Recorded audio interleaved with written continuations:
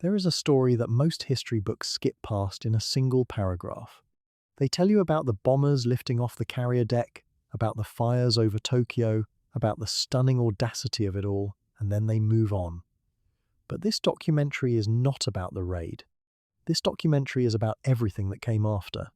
It is about 80 men who flew into history on the 18th of April, 1942, and then spent the rest of their lives carrying that single morning on their shoulders, some in silence, some in agony, some in extraordinary acts of conscience, and some in graves that their own government only recently saw fit to properly mark. You may have heard the name Doolittle. You may know the basics, the carriers, the B-25s, the impossible takeoffs, the bombs falling on a city the world had been told was untouchable. But after the smoke cleared over Tokyo, the real story began. It began in the dark waters off the Chinese coast, where planes ran out of fuel and men bailed out into clouds at night, not knowing what was below them. It began in bamboo huts, where Chinese farmers risked everything, their homes, their families, their lives, to shelter strangers in leather jackets who spoke no Chinese and had nowhere to go. It began in Japanese prison cells, where men endured years of isolation that would break most people twice over. And here is what the headlines never told you. The raid changed things in ways nobody planned for. It rearranged the entire strategic calculus of a war. It triggered a Japanese military response so savage that it wiped out an estimated 250,000 Chinese civilians, people whose only crime was helping Americans survive. It pushed Japan into a naval gamble that would seal the fate of the entire Pacific theater. And it transformed the men who flew it into symbols they would spend decades trying to live up to, or simply live with. This is a long story. It deserves to be told slowly, so settle in. Let the narration carry you through the years, through the prison cells and the jungle paths and the reunion halls, through the upturned silver goblets and the final bottle of aged cognac, through the last breaths of men who once flew 600 miles over open ocean just to show the world that courage had not yet gone out of style. Every hour of this documentary covers another chapter of what happened to these men after the world stopped watching. Tonight, the full story begins. Chapter 1. The Sky After the Bomb. On the afternoon of the 18th of April, 1942, the last of 16 B-25 Mitchell bombers climbed away from the burning coastline of Japan and turned southwest toward China. The raid on Tokyo was finished. The fires were already behind them. What lay ahead was roughly 2,000 kilometers of open ocean and Chinese territory, an almost total absence of fuel, and the certain knowledge that no airfield was waiting with the lights on. The mission planners had always known the planes could not return to the carrier. What they had not fully accounted for was the sheer violence of the weather system that had moved in over the Chinese coast that night, a wall of rain and cloud and disorientation that would scatter the 16 crews across hundreds of miles of darkness. One by one, engines sputtered and went quiet. One by one, men made decisions they would carry with them for the rest of their lives. Colonel James Doolittle, the man who had planned the entire operation and insisted on leading it himself, parachuted into China in near total darkness. He landed in a field he could not see. He did not know if he was behind Japanese lines, in friendly territory, or somewhere that had no loyalty at all. He gathered himself, found 2 of his crew members, and waited for dawn in a country he had never visited. What he expected, somewhere in the back of his mind, was a court-martial. He had not hit his primary targets with the precision he had demanded of his men during training. He had led a mission that, by any objective count, had destroyed or damaged fewer than 100 buildings and caused fewer than 300 casualties in a city of millions. He sat in the Chinese dark, fully convinced that the United States Army Air Forces would court-martial him for a mission that had cost 16 aircraft, at least 3 lives in the immediate crash and bailout phase, and had produced results he considered militarily negligible. He could not have been more wrong. 11 of the 16 bomber crews had to bail out of their aircraft in complete darkness, somewhere over eastern China, as fuel ran dry. 2 men from separate crews drowned when their plane ditched into the sea off the Chinese coast, carried under by the weight of their equipment before rescue could reach them. One man, Corporal Leland Factor, died during the bailout itself, the circumstances of his fall lost to the chaos and the dark. 3 more men from 2 crews came down in territory that was either controlled by or quickly swept by Japanese forces. They were taken prisoner before Chinese networks could reach them. The remaining 69 men, scattered across Zhejiang and Jiangxi provinces, faced a different challenge. They were alive, they were on the ground, and they were in the middle of a war that was not theirs to fight on foot. What saved most of them was a network of human courage that history has almost entirely forgotten. The Chinese civilians and guerrilla fighters who found the American airmen did not hesitate, and that fact should never be allowed to become ordinary sounding. These were rural farming communities in provinces where Japanese forces were a constant and terrifying presence. The penalty for sheltering an enemy of Japan was not imprisonment, it was death, often the death of an entire household, sometimes the burning of an entire village. And yet, when farmers found men in leather jackets speaking no recognizable language, lying injured or dazed in their fields, they brought them inside. They fed them rice and gave them their own beds. They ran through the dark to find guerrilla contacts and military escorts. Chinese soldiers and irregular fighters scoured the countryside over the next several days, rescuing 69 of the raiders from a countryside that Japanese patrols were simultaneously sweeping in force. This was not a passive act. This was a choice made by thousands of ordinary people who understood the risk and made it anyway. Colonel Doolittle was eventually escorted to Chongqing, where he met with American military attachés and then with Generalissimo Chiang Kai-shek. He expected to be flown home to face consequences.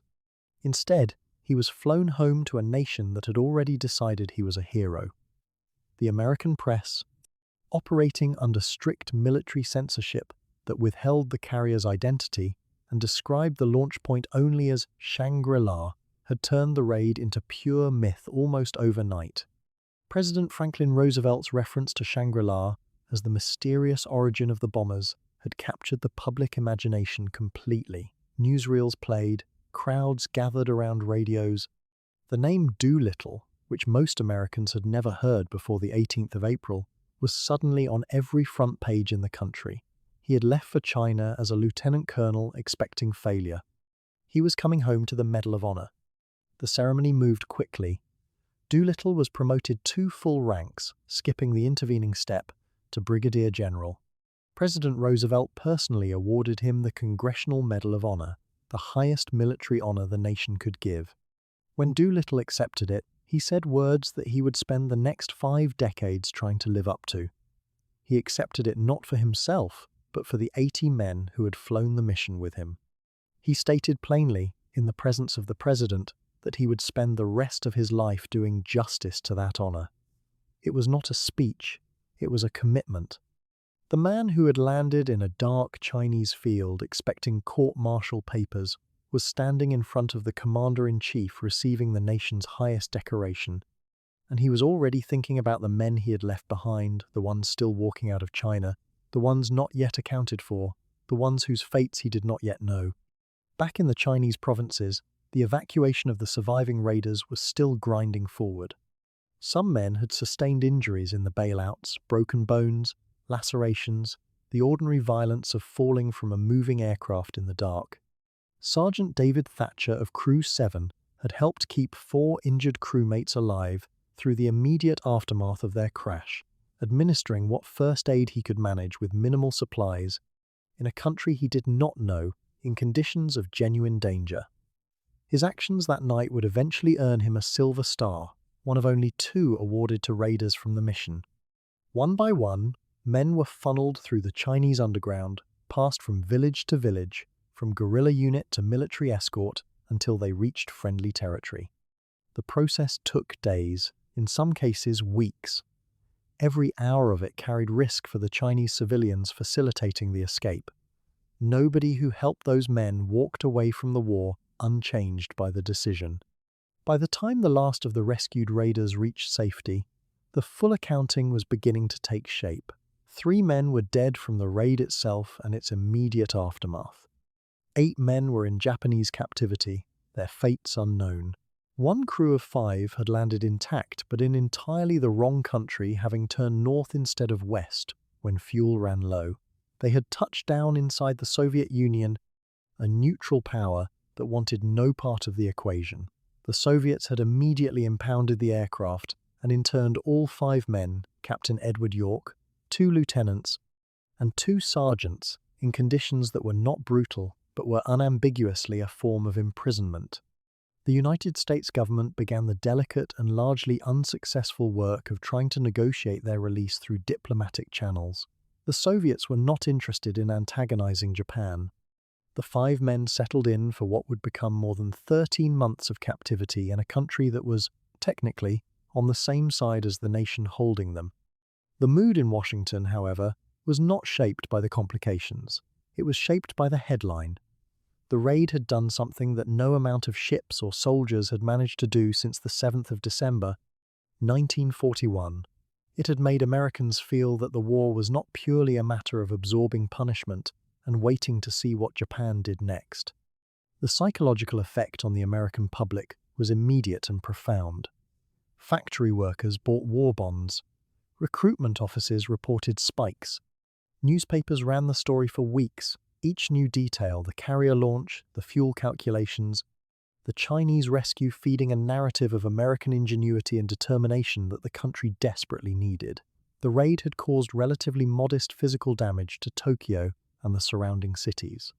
What it had done to the spirit of a country that had been knocked back on its heels was something no accountant could measure. The 80 men who had flown it were already becoming something larger than themselves. They were becoming a story. What nobody was discussing publicly, yet what would remain largely buried for decades, was the price that others had already begun to pay for that story. In the provinces of Zhejiang and Jiangxi, in the villages where farmers had sheltered American airmen and guerrillas had guided them to safety, Japanese military command was already formulating its response. The raid had humiliated Japan's leadership in a way that demanded visible, overwhelming retribution not against the Americans, who were already gone, but against the Chinese population who had made their escape possible. The machinery of that retribution was beginning to turn. The 80 raiders were flying home, or walking towards safety, or sitting in prison cells, and the people who had saved most of them were about to face what that salvation cost. Chapter 2. The Men Who Didn't Come Home. 8 men did not make it to the Chinese underground. 8 men from 2 B-25 crews came down in territory that Japanese forces controlled or swept within hours of the raid. They were taken prisoner, transported, and eventually brought to Shanghai, where the machinery of Japanese military justice, such as it was, would be applied to them. These were not men captured on a battlefield in the conventional sense. They were airmen who had bailed out or crash-landed in the aftermath of a strategic bombing raid, far from any front line, with no weapons and no ability to resist.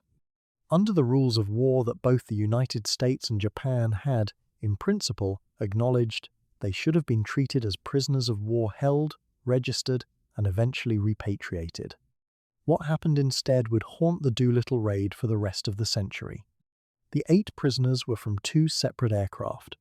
Crew 16, led by Lieutenant William Farrow, had come down on the Chinese coast and been captured almost immediately. Crew 6, led by Lieutenant Dean Hallmark, had experienced a similar fate. Together, the 8 men were transported to Tokyo, paraded at least in the imagery of the moment, as evidence that Japan's homeland defense had extracted a price from the Americans who had dared to bomb the home islands. They were held under conditions that grew progressively harsher as the months passed. They were interrogated. They were moved between facilities. They were kept in a state of deliberate physical and psychological deterioration. And then, in the summer of 1942, Japan announced that it had convicted the prisoners of war crimes under a law that had been drafted and enacted specifically to deal with this situation. The law Japan invoked was, in plain terms, reverse-engineered to produce a specific outcome. Japan's military leadership had been outraged by the Doolittle Raid, not only because of its symbolic humiliation, but because some of the bombs had fallen on non-military targets, schools, residential neighborhoods, and a hospital, though the evidence of intentional targeting of civilians was contested then and remains contested by historians today. Rather than process the prisoners through established military law, Japan enacted the Enemy Airmen's Act, a sweeping piece of legislation that made it a capital offense punishable by death for any enemy airman to bomb, strafe, or otherwise attack civilian targets, private property, or non-military objectives. The law was issued in August of 1942, after the men had already been in custody for months. It was applied retroactively. A trial was held that lasted, by most accounts, less than a single day. The verdict was predetermined. 3 men were sentenced to death. Lieutenant Dean Hallmark, Lieutenant William Farrow, and Sergeant Harold Spatz were executed by firing squad in Shanghai on the 15th of October, 1942. Hallmark was 24 years old, Farrow was 23, Spatz was 22. The night before the executions, Farrow wrote a letter to his mother in Darlington, South Carolina. The letter was measured and calm in a way that said more about the character of the man than any biography could manage. He did not write in rage. He did not write in despair. He wrote the kind of letter a young man writes when he has accepted what is coming and wants the person he loves most to be able to live with it afterward. The Japanese held the letter. It reached his mother only after the war had ended. By then, she had been waiting for it for more than 3 years. The remaining 5 prisoners, Lieutenant Robert Meader, Lieutenant Chase Nielsen, Lieutenant Robert Height, Lieutenant George Barr, and Corporal Jacob DeShazer, were held as prisoners of war in conditions of deliberate cruelty. They were placed in solitary confinement for extended periods. They were denied adequate food. Lieutenant Robert Meader, who was 26 years old at the time of his capture, began a slow physical decline in captivity that his body could not reverse. He died in a Japanese prison camp in December of 1943, roughly 14 months after the executions. The official cause was beriberi, a disease caused by severe nutritional deficiency, compounded by the general conditions of his imprisonment. He was the 4th Doolittle Raider to die, and his death received none of the ceremony or acknowledgement that had been given to the 3 who were executed. He simply stopped surviving. The 4 remaining prisoners, Nielsen, Height, Barr, and DeShazer, entered a period of captivity that would stretch across 40 months. 40 months is a long time by any measure. It is long enough to lose track of what normal life felt like, long enough for the outside world to become abstract, long enough for the mind to do things to itself that have no clean name. They were moved between facilities. They spent long stretches in solitary confinement. They had almost no contact with each other and no reliable access to news of the war. Lieutenant George Barr spent most of his more than 3 years of imprisonment in isolated confinement. The toll on his psychological health was severe enough that, after liberation, he would require extended medical care before he could be considered functionally stable.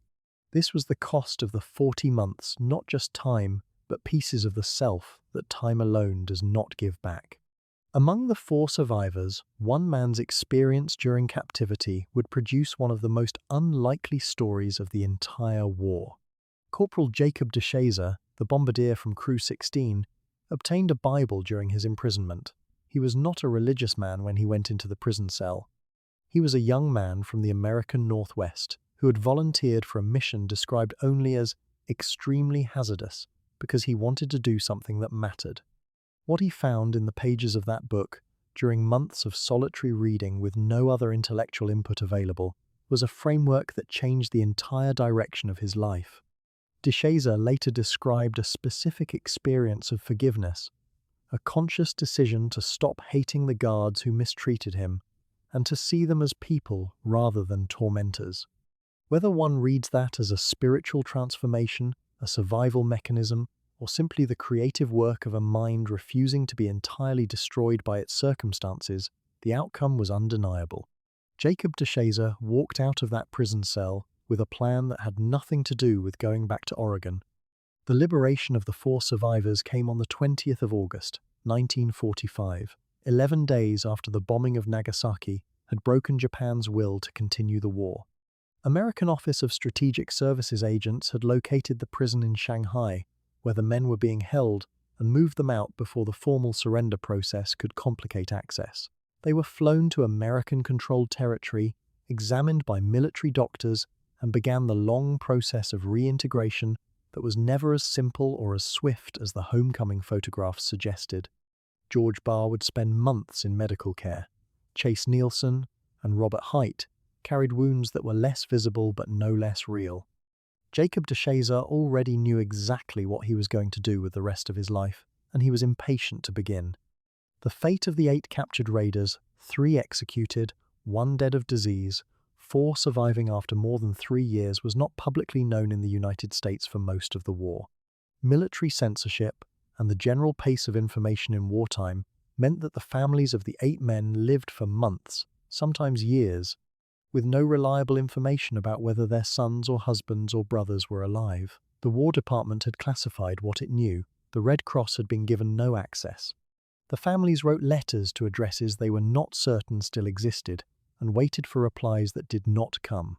The mothers of Hallmark, Farrow, and Spatz were eventually notified, but the notification itself was handled with bureaucratic awkwardness that left real wounds in the families long after the war ended. These were 22 and 23-year-old men, and the notification of their deaths was not commensurate with what they had done or what their families had endured. What history has tended to obscure, in its preference for clean arcs and clear heroes, is the sheer duration of the suffering involved. The raid itself lasted a matter of hours. The consequences lasted years. 3 young men were shot by a firing squad for a mission that the United States government officially celebrated as one of the war's great moments of audacity. Their names, Hallmark, Farrow, Spatz, appear on memorials and in books, but the texture of what their imprisonment and execution actually consisted of, the specific weight of those 41 days in a Japanese military prison between capture and death, is not the kind of material that makes it into the highlight reel. And yet it is precisely that material, the long middle, the waiting, the letters that arrived after the war was over, that tells you what the Doolittle Raid actually cost the men who flew it. Chapter 3. The Soviet Five. There was a 5th outcome, separate from the Chinese escape and the Japanese captivity, one that has been crowded out of most accounts by the drama surrounding the other 2. On the night of the raid, one B-25 crew made a navigation decision that would determine their fate for the next 13 months. Running low on fuel, with the Chinese coast obscured by weather, the crew of aircraft number 8, Captain Edward York, Lieutenant Robert Emmons, Lieutenant Nolan Herndon, Sergeant Theodore Laban, and Sergeant David Pohl turned north instead of southwest. They crossed the Sea of Japan and landed at a Soviet airfield near Vladivostok. They were, by any reasonable definition, among the first American airmen to land safely with all 5 crew members intact after the raid. Their reward was immediate internment. The Soviet Union in 1942 was in an extraordinarily complicated position relative to Japan. On the Western Front, the USSR was locked in the most brutal land war in human history, absorbing losses on a scale that stagger comprehension even now. Soviet forces needed American Lend-Lease equipment, American goodwill, and American diplomatic support, with every ounce of political leverage they could generate. What they did not need, and what their leadership was not willing to accept, was any action that might provoke Japan into opening a second front in the Soviet Far East. Japan and the Soviet Union had a neutrality pact signed in April of 1941, just 8 months before Pearl Harbor. Stalin had no intention of testing it by openly sheltering American airmen who had just bombed Tokyo. The aircraft was impounded. The 5 men were politely but firmly taken into custody.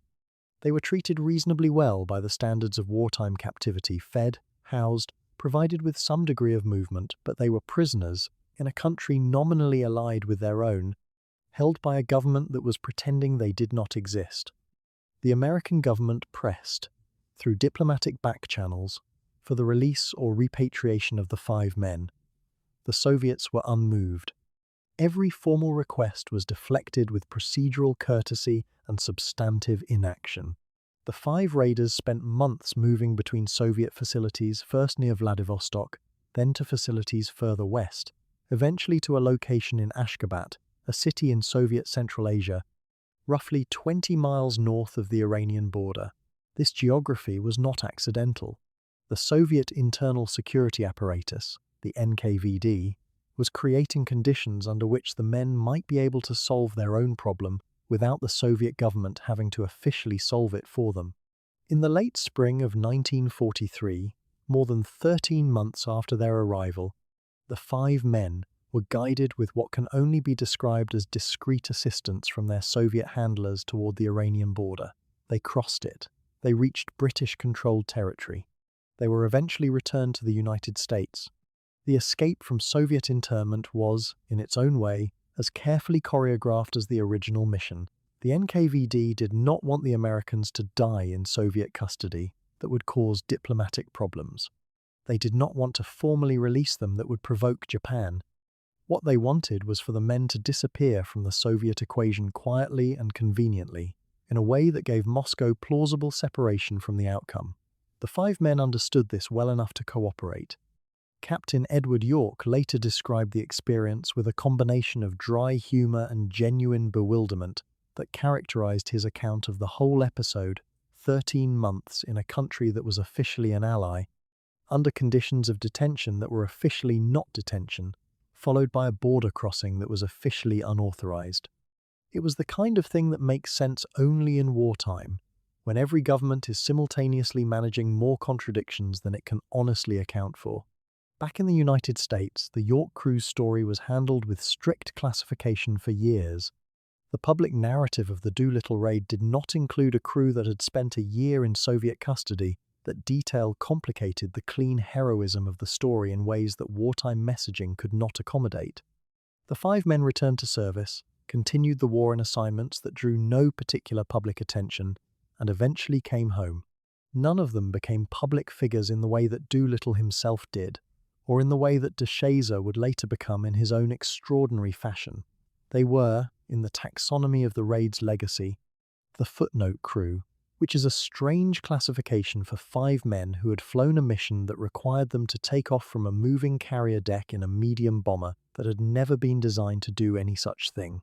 The Soviet chapter of the Doolittle story remains the least told, the least dramatized, and perhaps the most interesting in its quiet way. 5 men navigating a geopolitical absurdity with patience, dark humor, and the kind of adaptive intelligence that the military selects for without always having a clean name for it.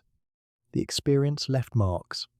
All 5 men had spent more than a year in limbo, not suffering the way the Japanese prisoners suffered, but not free, not in the war, not part of anything that was visibly happening. Their war had stopped on the 18th of April, 1942, in a way that no training or briefing had prepared them for. When they finally returned to American-controlled territory, the Pacific War had moved through stages of transformation they had watched only through the fragmentary filter of Soviet-controlled news. The raid they had been part of was already legend.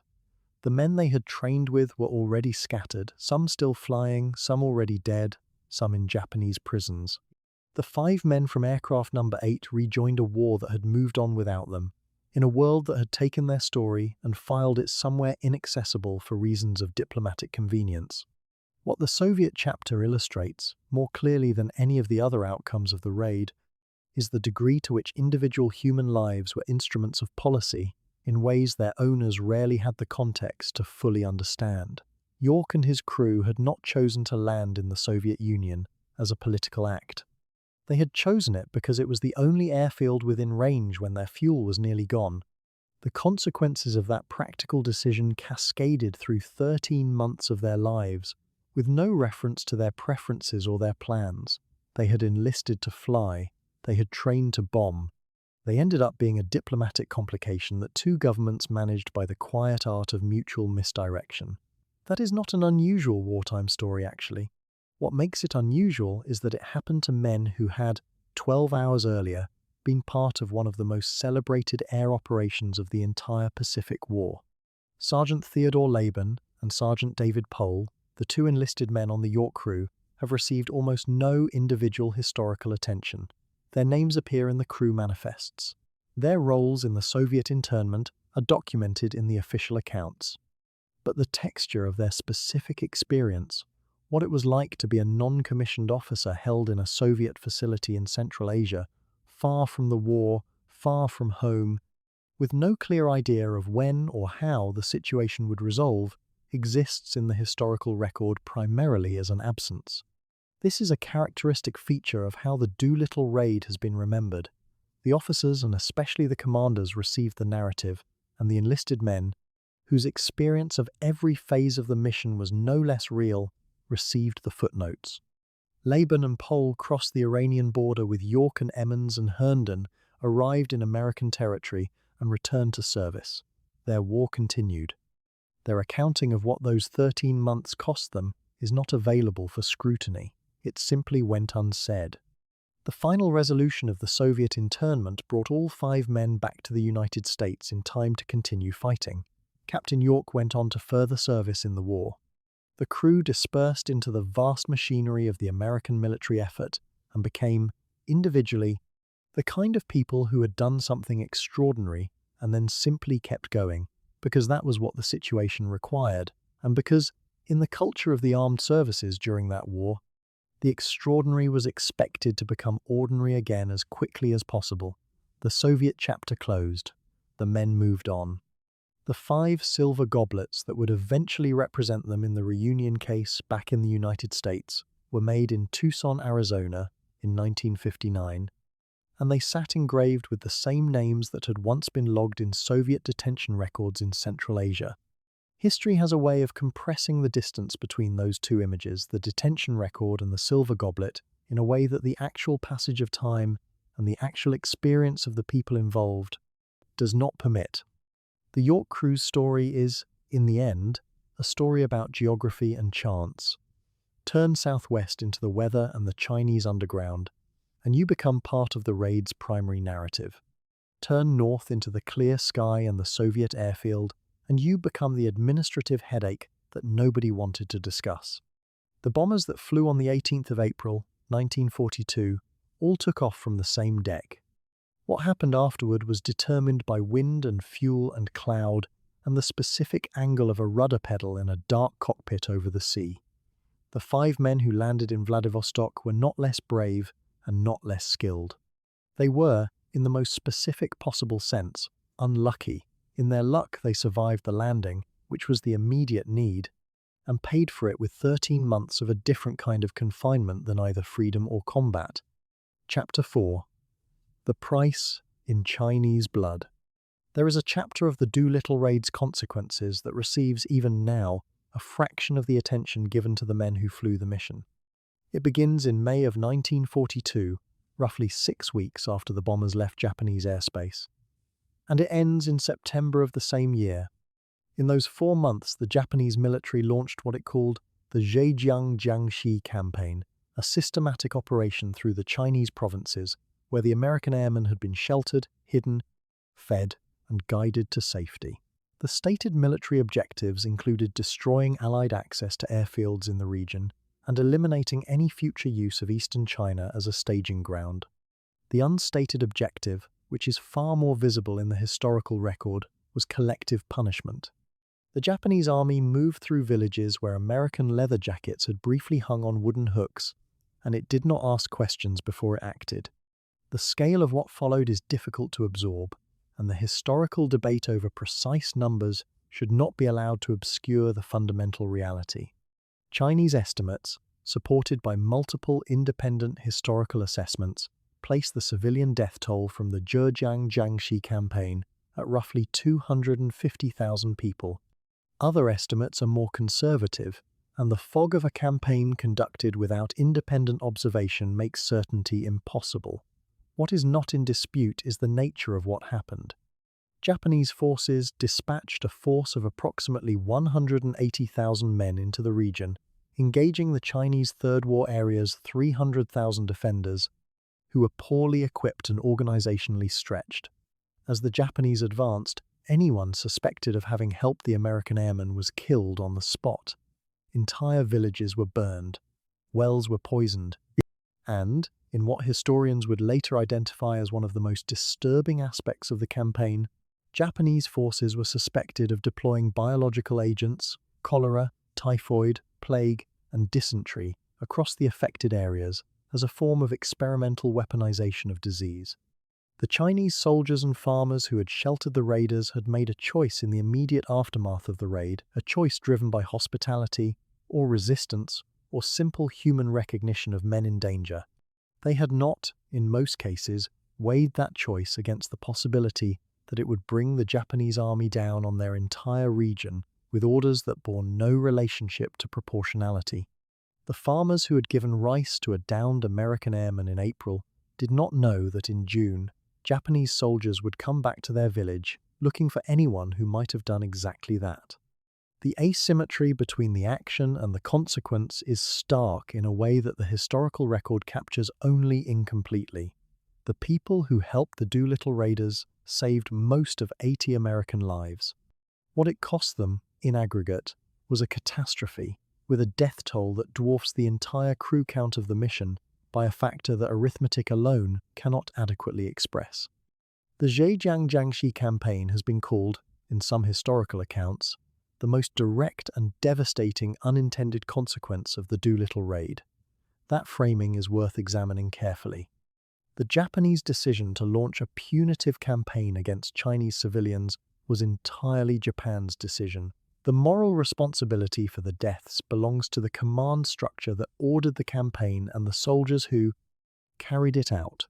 But the chain of cause and effect is real, and the men who planned the raid in Washington in the winter of 1941 and 1942 had not fully reckoned with what the Chinese provinces would pay for their ingenuity.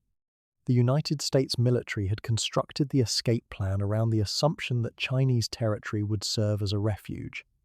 It had not, because it could not, guarantee that the refuge would not become a target. The Enemy Airmen's Act and the Zhejiang-Jiangxi campaign were Japan's answer to the raid not against the men who had flown it, most of whom were already home, but against the landscape that had absorbed them. The specific acts that characterized the campaign have been documented in subsequent historical investigation, particularly in the scholarship that emerged in the late 20th and early 21st centuries as Chinese archives became more accessible. Villages that had provided food and shelter to downed airmen were identified through interrogation of prisoners, through informants, through the simple geography of where the Americans had been found and targeted specifically. The documentation of bacteriological operations in the region during the campaign has been examined in connection with Unit 731, the Japanese military unit responsible for biological warfare research and development. Chinese communities in the region experienced outbreaks of multiple diseases in patterns that epidemiologists have examined in the context of deliberate rather than natural spread. The full account of what happened in those 4 months across those 2 provinces is not a story that fits comfortably inside the triumphalist framework in which the Doolittle Raid is usually presented. It is a darker and more complicated accounting. Chiang Kai-shek, the Chinese nationalist leader, cabled Washington in the aftermath of the campaign to report that Japanese forces had, in his words, slaughtered every man, woman, and child in the affected areas. That language is the language of a man who was simultaneously managing an enormous military crisis and trying to communicate the scale of what his civilian population had absorbed. The American response was limited by the realities of 1942. The United States was fighting a global war on multiple fronts. The Chinese theater was never the primary American priority, and the Doolittle Raid itself had already been folded into the mythology of a righteous war in ways that made its complications politically and narratively inconvenient. The Chinese dead did not appear in the American newsreels.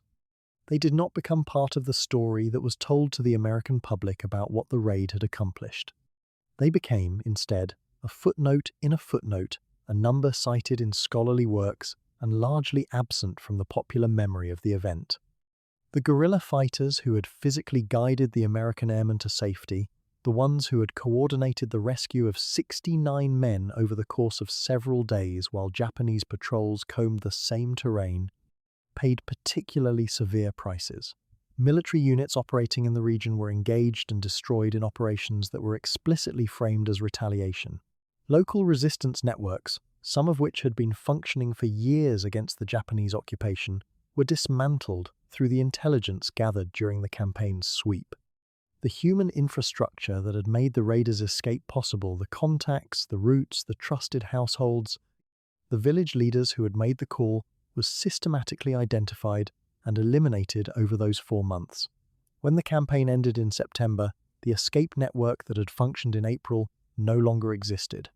Within the United States, the Doolittle Raid was by then a fully formed national legend, complete with a presidential reference to Shangri-La, a Medal of Honor ceremony at the White House, and a feature film, 30 Seconds Over Tokyo, that was already in development and would be released in 1944 to enormous commercial and critical success. The film would not mention the Zhejiang Jiangxi campaign. The newsreels would not mention it. The radio broadcasts would not mention it. The gap between the story the American public received and the story that the Chinese provinces experienced in the summer and autumn of 1942 is a gap that the passage of 80 years has only partially closed. It remains one of the most significant underreported consequences of any single American military operation in the entire Second World War. The men who flew the raid were not responsible for Japan's decision to massacre Chinese civilians.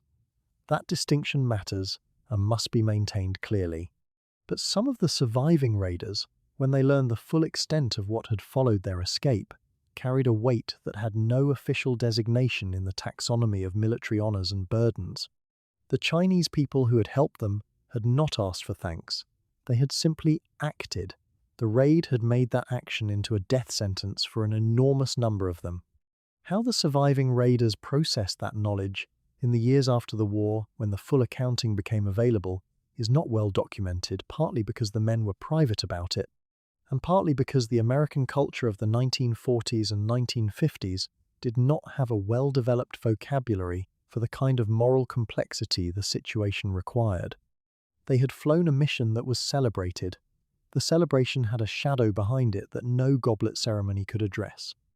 The Zhejiang Jiangxi campaign ended in September of 1942 with a Japanese military withdrawal from most of the territory it had swept.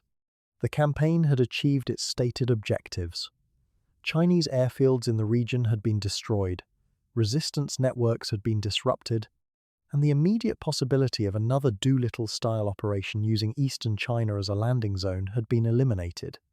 The unstated objectives had also been pursued with the full resources of a modern military force directed against a largely civilian population. The Chinese Third War area had suffered roughly 70,000 military casualties.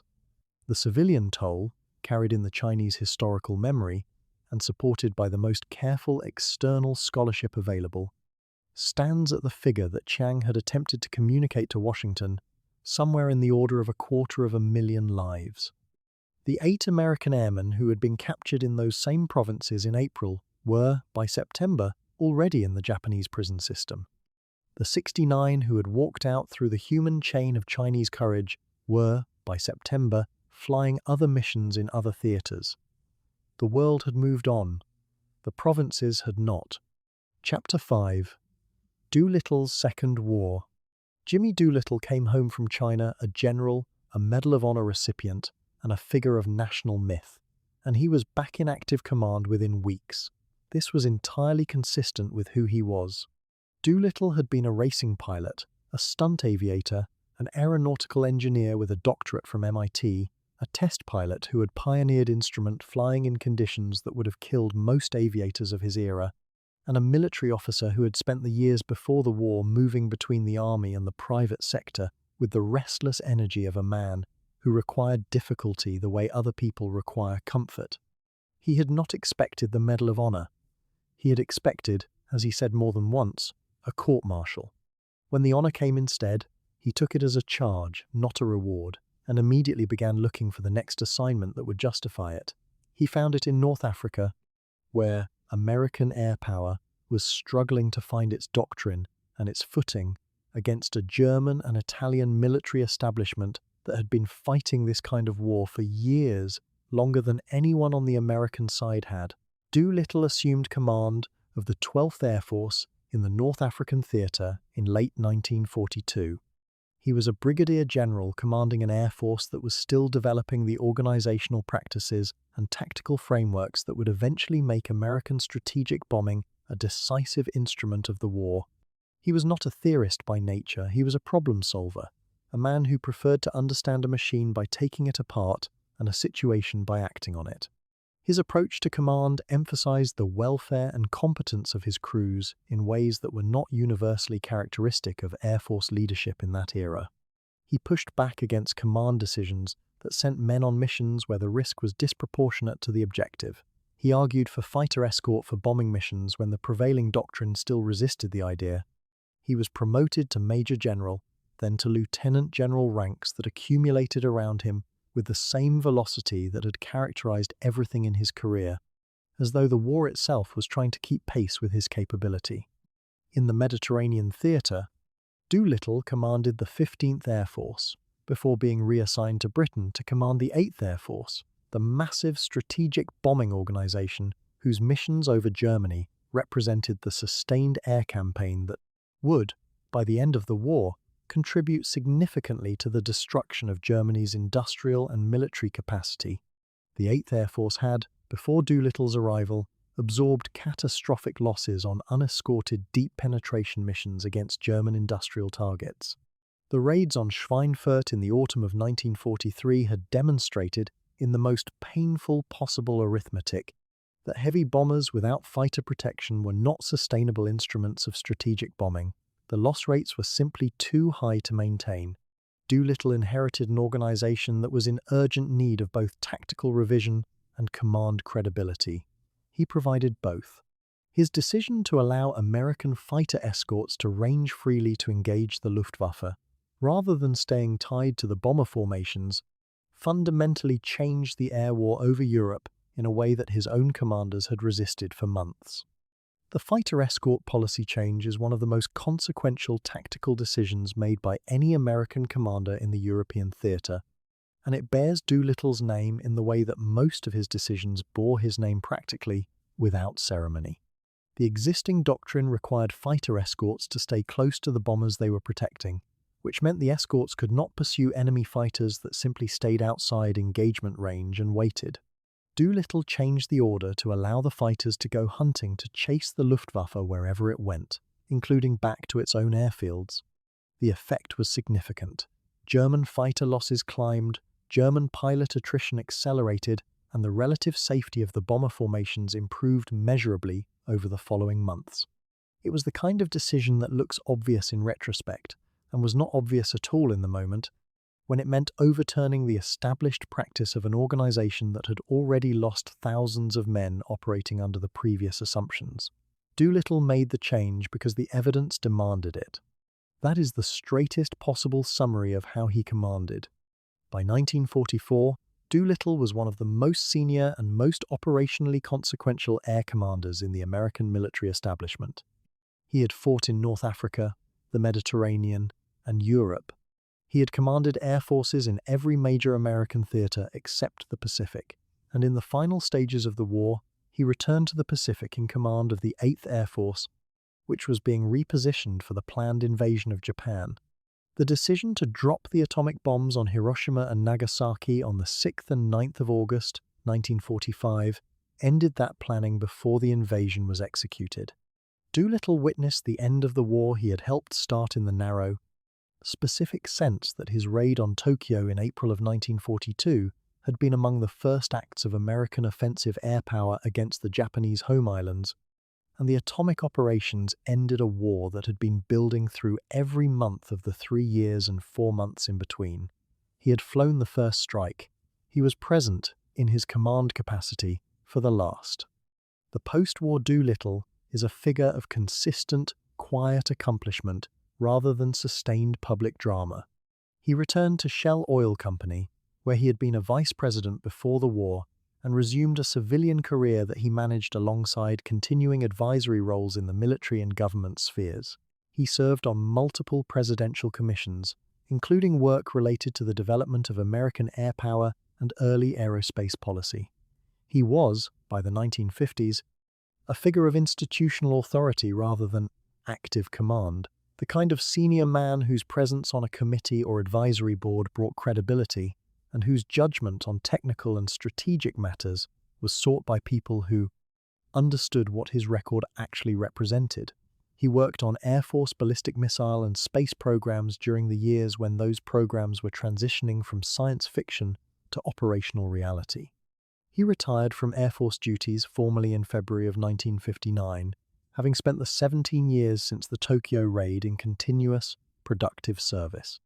The Presidential Medal of Freedom came in 1989, awarded by President Ronald Reagan in a ceremony that paired it with the Medal of Honor Doolittle had received from Franklin Roosevelt in 1942. He became, at that moment, the only American in history to hold both the nation's highest military decoration and its highest civilian honor.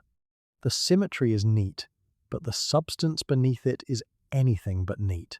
It is the accumulated record of a man who flew racing planes in the 1920s, developed instrument flying in the 1930s, bombed Tokyo in the 1940s, reformed strategic bombing doctrine in the European theatre, guided aerospace policy in the 1950s and 60s, and then lived long enough to receive a second president's recognition of a career that had been, in every decade, something genuinely unusual.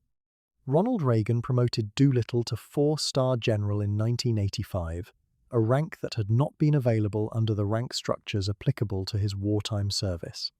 He became, at 89 years old, a full general in the United States Air Force. The promotion was, in the formal language of military achievement, entirely fitting. Doolittle died on the 27th of September, 1993, at the age of 96. He had outlived almost everyone who had served with him in every phase of his career. He had outlived the war, the Cold War, the space race, and most of the strategic frameworks that his own work had helped build. He had seen American air power grow from the rattling biplanes of his youth to the intercontinental ballistic missiles whose development he had advised. He had attended every Doolittle Raiders reunion that he was physically able to attend, and he had carried the names of the men who had flown with him in April of 1942 with the seriousness that his Medal of Honor acceptance speech had promised. He was, at the end, the same man who had bailed out into a dark Chinese field in the middle of the night expecting to be court-martialed, capable, restless, profoundly attached to the people who had served alongside him, and constitutionally unable to accept that anything was impossible until he had personally attempted it. The question of what the Doolittle Raid meant to Jimmy Doolittle himself, as distinct from what it meant to the country that had turned it into mythology, is not easily answered from the outside.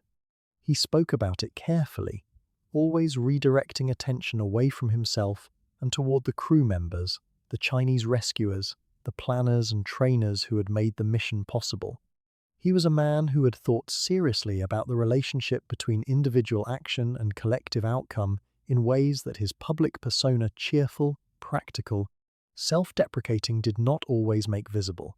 The raid had required 80 men to risk everything on a mission with no guaranteed landing. He had designed it. He had led it. He had accepted, on behalf of all of them, a medal that he believed belonged to the collective. The life he built afterward, the commands, the policies, the committees, the advisory roles, the final promotion, was the work of a man keeping a commitment that most people make only once, and usually in the heat of a ceremony, rather than in the cold light of subsequent decades. Jimmy Doolittle's second war was quieter than the first and, in many ways, more consequential. The first war gave him a legend.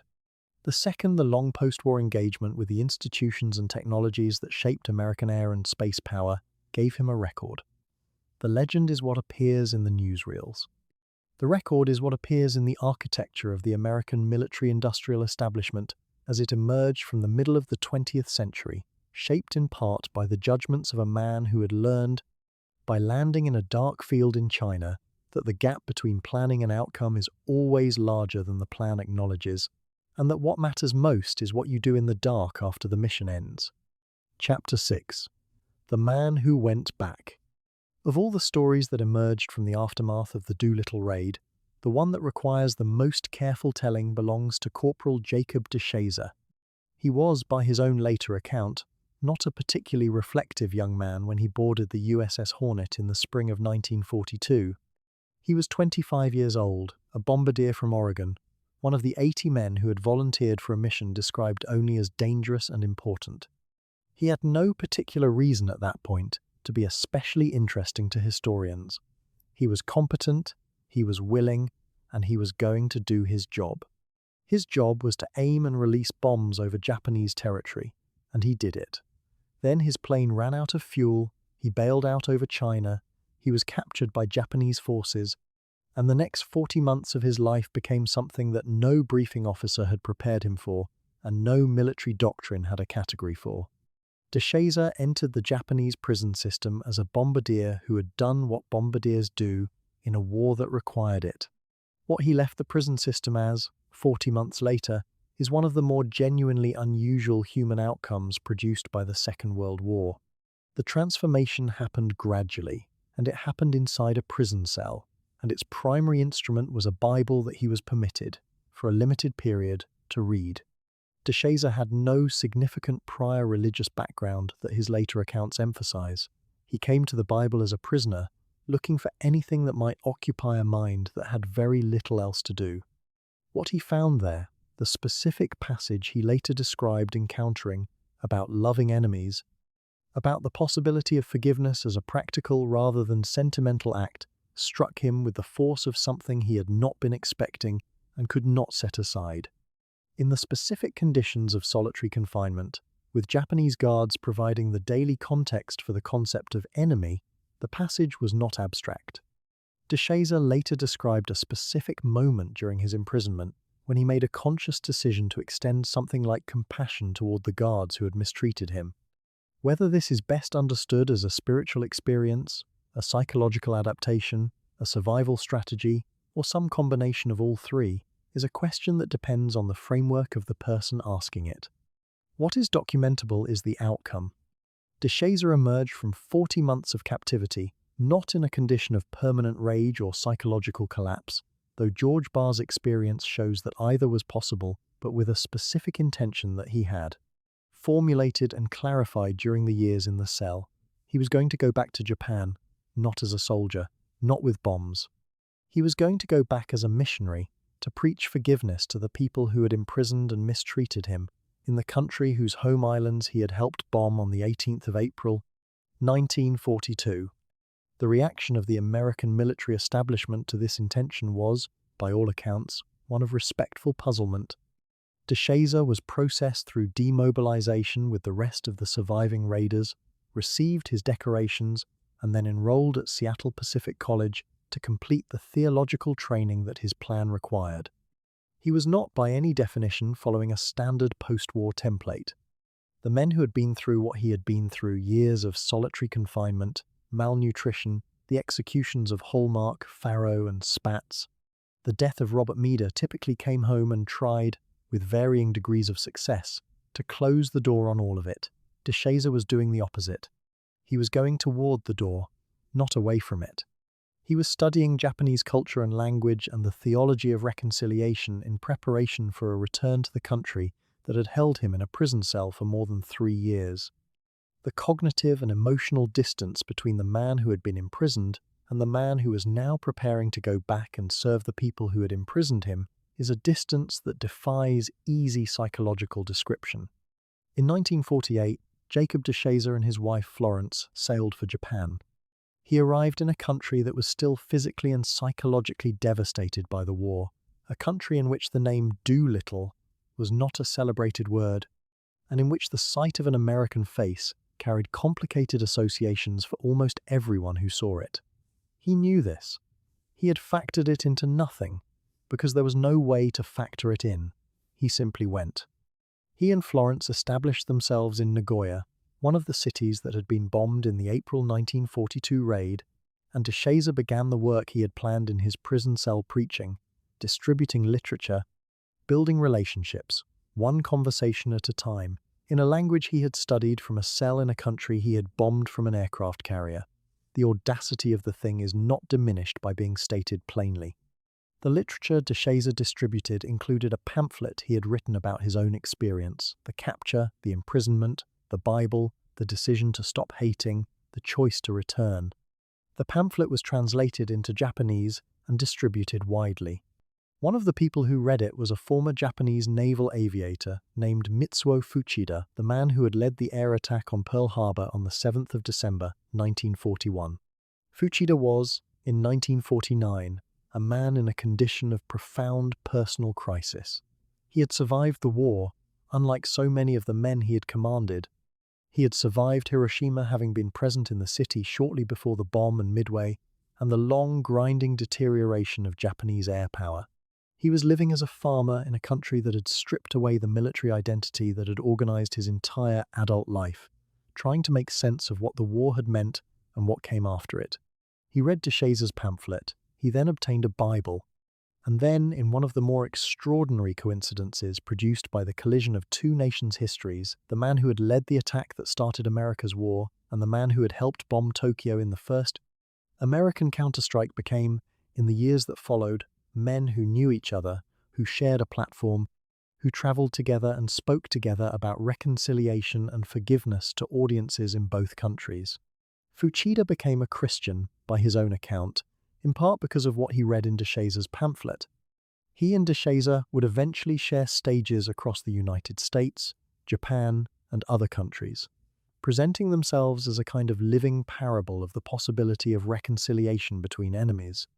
The historical improbability of the pairing the Pearl Harbor commander and the Tokyo bomber standing together in church halls and auditoriums was not lost on either of them, or on the audiences who came to hear them. Whether one reads the spiritual dimension of their story through a religious framework or a secular one, the human dimension is simply undeniable. Two men who had been instruments of one of history's most consequential wars found, in the post-war decades, a way to be something other than instruments of it. Deshaza served as a missionary in Japan for 30 years. He baptized hundreds of converts. He built a church in Nagoya. He returned to the United States in 1978, having spent 3 decades in the country where he had been held prisoner, and he lived until 2008, 91 years old. The same man who had bailed out of a B-25 into the dark over China in the spring of 1942, carrying more consequence than any of his cruise instruments had ever been designed to measure. The Deshaza story has occasionally been told as a simple story of religious conversion and missionary success. It is more interesting than that. It is a story about what a human being is capable of choosing when the conventional choices, bitterness, withdrawal, silence, the well-earned right to simply leave the past in the past are genuinely available. Deshaza had been through something that would have justified any of those conventional choices. Nobody would have blamed him. Nobody would have questioned a man who had been held in solitary confinement, watched 3 of his fellow raiders be executed, watched Robert Meader die of disease in a prison cell, and been liberated only when the atomic bomb had broken. Japan's will to continue fighting, nobody would have questioned such a man for coming home and closing the door on all of it. Deshaza opened the door instead. He walked through it carrying a Bible and a pamphlet and a belief in the specific possibility of reconciliation that his prison cell had given him, and he walked all the way back to Nagoya. That is not a simple story. It is one of the more honest and demanding human stories produced by the entire conflict. The contrast between Deshaza's post-war trajectory and those of the other surviving captives is not a judgment. George Barr needed months of medical care before he was functionally stable. Chase Nielsen returned to Utah and built a quiet life, eventually working as a Federal Bureau of Investigation agent before retiring. Robert Hite returned to Texas, married, and lived a private life largely outside the public eye. Each man carried his 40 months in his own specific way. Deshaza's way was visible and documented because he chose visibility, because his plan required him to go back, and going back required him to be known. The other men's ways were private and should be honored as such. There is no hierarchy among the ways that people survive what they have survived. There is only the fact of survival, and then the long, individual work of building something out of it. What Jacob Deshaza represents in the larger arc of the Doolittle Raid's legacy is something that the usual military history framework is not entirely equipped to accommodate. Military history tends to measure outcomes in territory gained or lost, in kill ratios and industrial capacity, and strategic objectives achieved. Deshaza's outcome cannot be measured in any of those categories. He flew a mission. He was captured. He spent 40 months in a prison cell. He decided, in that cell, to do something unusual with the life he had, and then he did it. The decades he spent in Japan were not a footnote to his military service.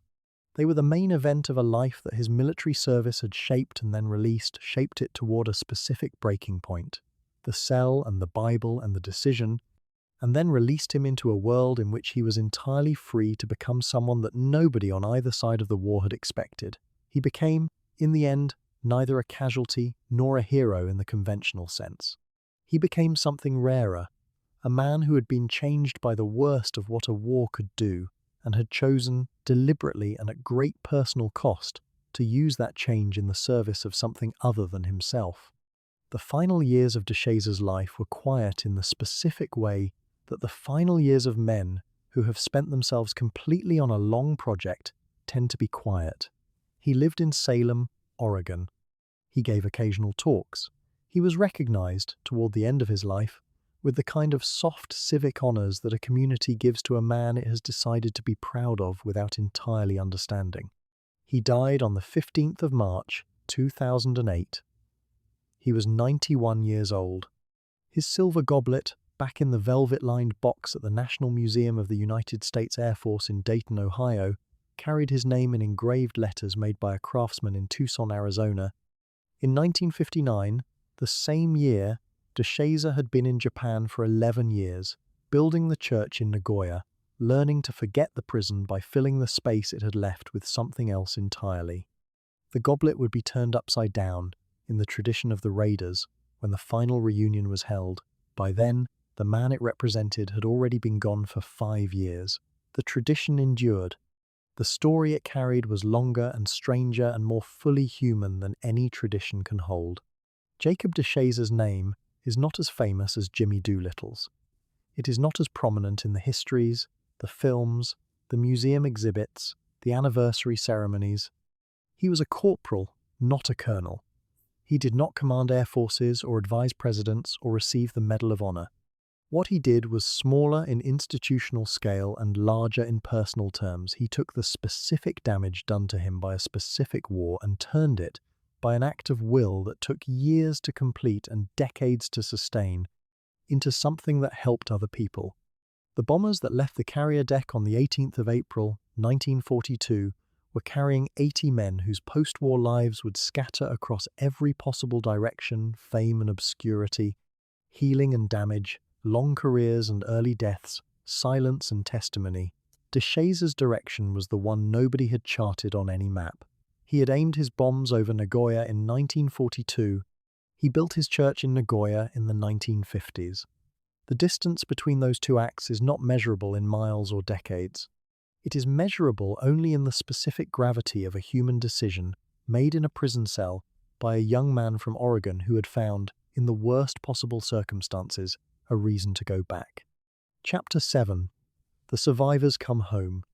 They came back to a country that had been waiting for them, but had not entirely kept a place for them.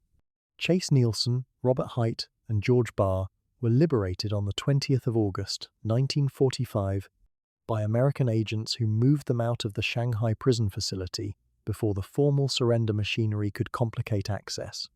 They were flown to American-controlled territory within days, examined by military doctors, and entered into the processing pipeline that the American military had constructed for returning prisoners of war. That pipeline was efficient in its paperwork and genuinely inadequate in almost every other respect. The men who came out of it were expected to be grateful, to recover, and to get on with things, and the country that received them was not, in 1945, particularly well equipped to understand that getting on with things was not as simple as the phrase suggested. George Barr's condition on liberation was the most medically acute of the three. He had spent the longest stretches of the 40 months in solitary confinement, and the toll on his psychological health was severe enough that the military medical system flagged him for extended care before he could be considered functionally stable for reintegration. He was transferred to a military hospital in the United States, where he spent months in treatment. The specific nature of his condition was not publicly disclosed. In the way that physical injuries were disclosed, the vocabulary for what prolonged solitary confinement does to a human mind was not well developed in 1945, and the institutional culture of the American military in that era did not encourage public discussion of psychological injury in the way that later decades would begin to permit. George Barr had been a navigator, he had been a prisoner, he had survived both. What the survival had cost him was visible to anyone who spent time with him in those early months, and largely invisible to the public record that tracked only his rank and his liberation date. Chase Nielsen returned to Utah, which was where he had come from before the war, before the carrier, before the dark field in China where he had landed and been captured and been taken. He was a Mormon from Hiram, a small town in the Cache Valley, and the community he returned to was one of compact geography and known faces, and the kind of social continuity that a man coming back from 40 months of imprisonment might reasonably need. He eventually joined the Federal Bureau of Investigation, working as an agent, a choice that seems almost impossibly ordinary from the outside, until you consider that it was a choice that placed him in a structured, purposeful organization with a clear mission and a consistent set of expectations, which is precisely what a man emerging from years of enforced purposelessness might most need. He worked his FBI career, raised his family, and lived a long life in the specific quietness of a man who had done something extraordinary early and then chosen, deliberately, not to be defined by it in every subsequent decade. Robert Hite went back to Texas. He had been a co-pilot on Crew 16, Lieutenant William Farrow's crew, the crew whose commander and bombardier had been executed by firing squad in Shanghai on the 15th of October, 1942. Hite had survived where Farrow and DeShazer had each, in their separate ways, been transformed. He carried the specific weight of having been present for the months leading up to the executions, having survived them, and having lived through the years afterward in a cell that now held one fewer person than it had before. That weight does not announce itself. It does not appear in the military record under a recognizable category.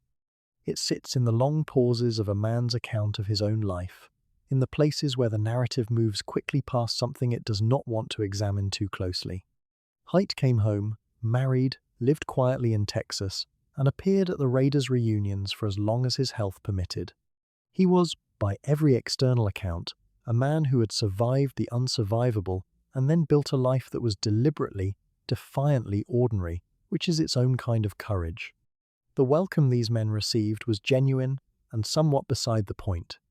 America in the autumn of 1945 was processing the return of millions of servicemen simultaneously, and the specific experience of the Doolittle Raiders, the months in Japanese prisons, the executions of 3 of their number, the death of a 4th from disease was not easily distinguished in the noise of mass demobilization from the general trauma of a war that had touched almost every family in the country in some way.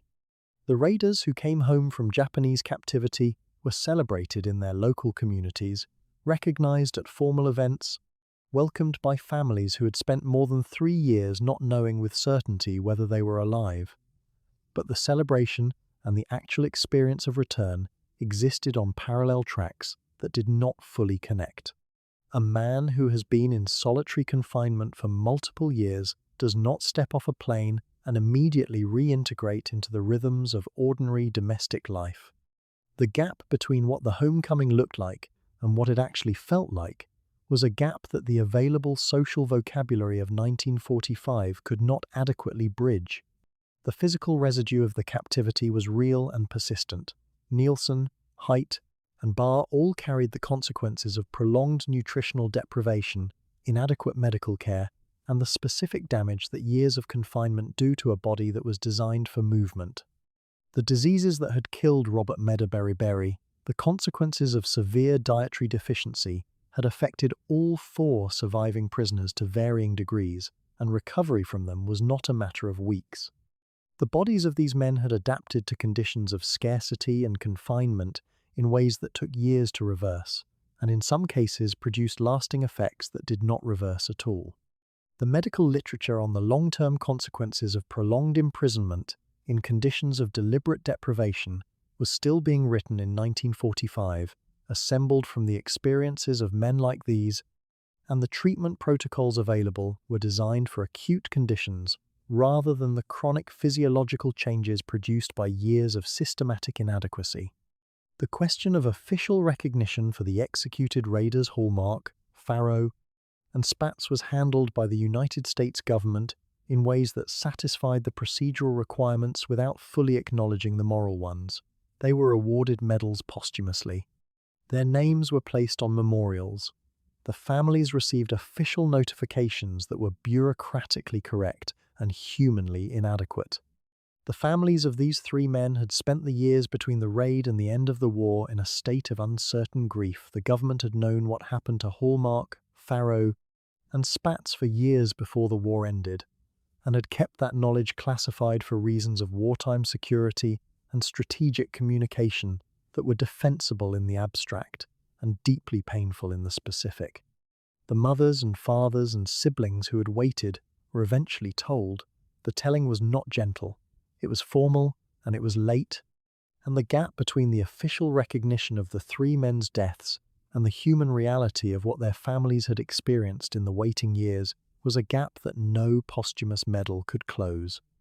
The Japanese officers responsible for the execution of the three raiders were eventually brought to account through the War Crimes Tribunal process that followed the Allied victory.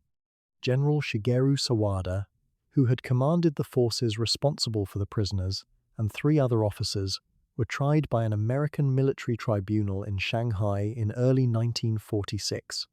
Sawada and two others were sentenced to hard labor sentences that were subsequently reduced, and that resulted in relatively short periods of actual imprisonment before their release.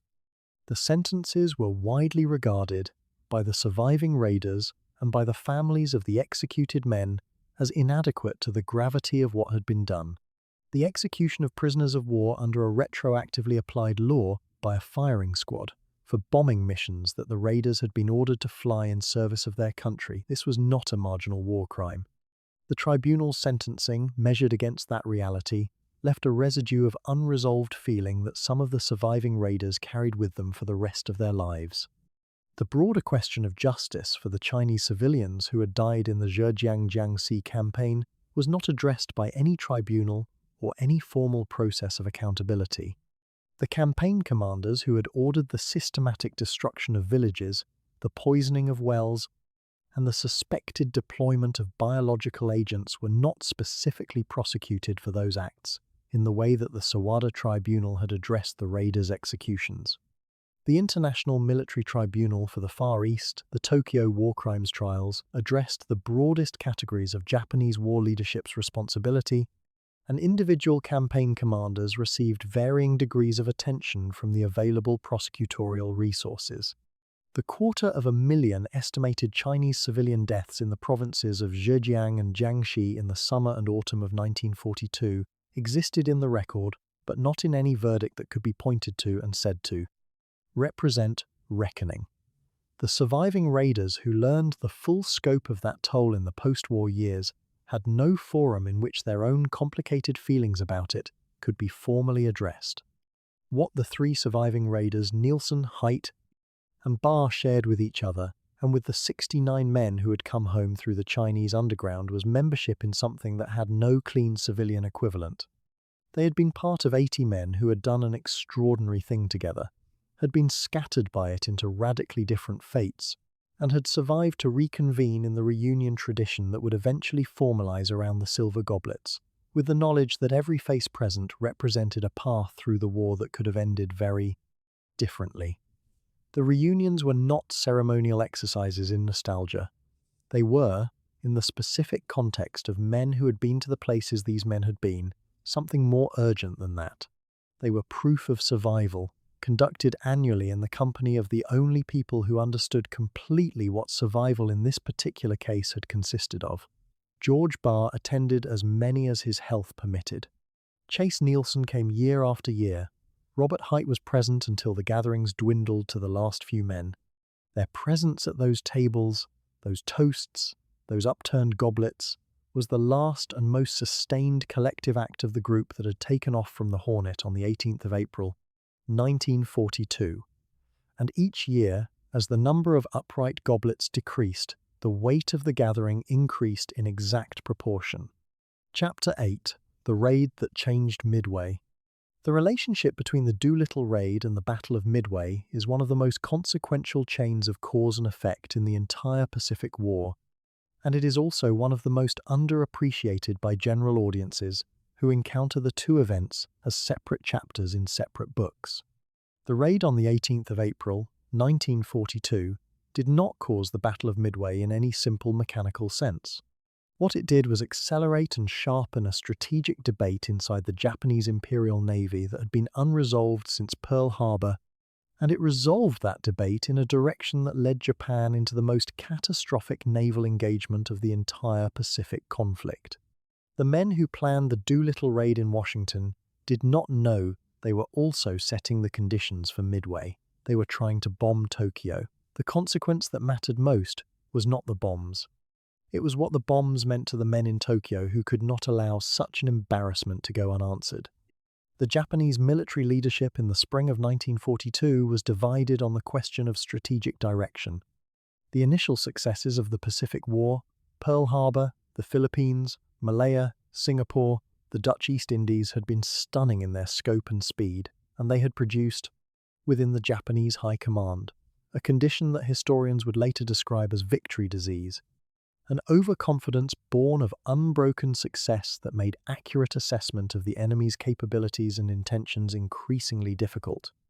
The debate within the Imperial Navy centered on where to strike next, whether to push south and east toward Australia and the American supply lines, or to force a decisive engagement with the American carrier fleet in the Central Pacific. Admiral Isoroku Yamamoto, the architect of Pearl Harbor, and the most strategically sophisticated officer in the Imperial Navy, had been arguing for the Central Pacific option, specifically for an operation to seize Midway Atoll, forcing the Americans to commit their carriers to its defense, whereupon the Japanese carrier fleet would destroy them. His argument had not, before the 18th of April, been fully accepted by the Naval General Staff, who favored the southern option. The Doolittle Raid resolved the argument. When B-25 bombers appeared over Tokyo, over the Emperor's own capital, the city that Japanese military doctrine had declared inviolable, the Naval General Staff's position became untenable overnight. The aircraft had come from a direction that naval planners had considered adequately protected. They had passed over the Japanese home islands without being intercepted. The Emperor had been exposed to the theoretical possibility of harm. In the specific cultural and military context of the Imperial Japanese military in 1942, this was not merely a tactical embarrassment, it was a failure of the most sacred obligation of the Japanese armed forces. Yamamoto's argument for a Central Pacific operation that would eliminate the American carrier threat and push the defensive perimeter far enough east to prevent any future approach now carried the full weight of that failure behind it. The Naval General Staff stopped resisting. Operation Mai, the assault on Midway, was approved in the weeks immediately following the Doolittle Raid, with a timeline that reflected the urgency produced by the Tokyo bombing.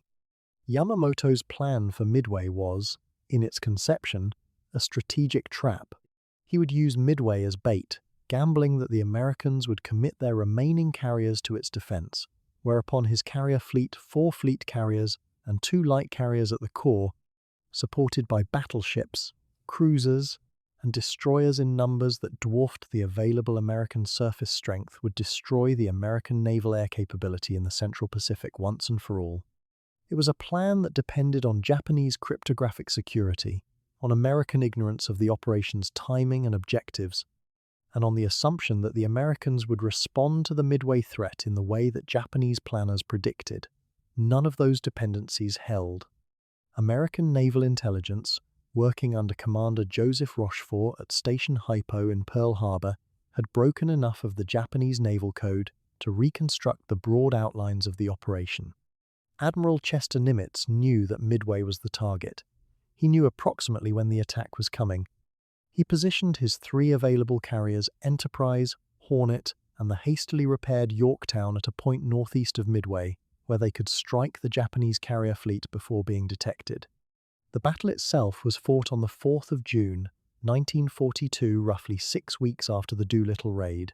In the space of a few hours on that morning, American dive bombers found the Japanese carrier fleet in a moment of catastrophic vulnerability, the carrier decks crowded with aircraft being rearmed and refueled for a second strike, and sent 3 of the 4 Japanese fleet carriers to the bottom of the Pacific in the space of roughly 5 minutes of concentrated attack. The 4th carrier, Hiryu, survived to launch a counterstrike that mortally wounded Yorktown before being found and destroyed in turn. By the evening of the 4th of June, 4 Japanese fleet carriers, Akagi, Kaga, Soryu, and Hiryu, had been sunk. Roughly 3,000 Japanese sailors and airmen were dead. More than 250 Japanese aircraft and their irreplaceable, experienced crews were gone. The strategic balance of the Pacific War had shifted in a single afternoon, from a position in which Japan held the offensive initiative to one in which it would spend the rest of the war fighting to hold what it had. The connection to the Doolittle Raid operates on multiple levels. Most directly, the raid had accelerated the timeline of Operation MI, reducing the preparation time that Japanese planners had available and contributing to the specific vulnerabilities, including the divided attack plan and the dispersed fleet deployments that American intelligence and American luck were able to exploit. More broadly, the raid had demonstrated that the defensive perimeter Japan had constructed around its home islands was permeable, which was precisely the argument Yamamoto had been making and which Midway was designed to permanently refute. The raid made Midway necessary, in Japanese strategic terms, and the urgency with which Midway was planned and executed contributed to the conditions of its failure. The 80 men who took off from the Hornet in April did not know they were also, in some oblique but real sense, setting the table for the battle that would be identified by historians as the turning point of the Pacific War. The American carriers that fought at Midway Enterprise and Hornet had been part of Task Force 16 that had transported the raiders to their launch point. The Hornet was the ship from whose deck the 16 B-25s had taken off. 6 weeks later, the Hornet's own aircraft were part of the strike force that found the Japanese carriers northeast of Midway. The ship that had launched the first American offensive air operation against Japan was present for the naval engagement that permanently altered the war's strategic direction. This kind of historical symmetry is the sort of thing that a screenwriter might be accused of inventing, but it exists in the plain record of where the ships were and what they did. The Hornet would be lost at the Battle of Santa Cruz in October of 1942, sunk by Japanese aircraft in a battle that demonstrated how close the Pacific War remained even after Midway.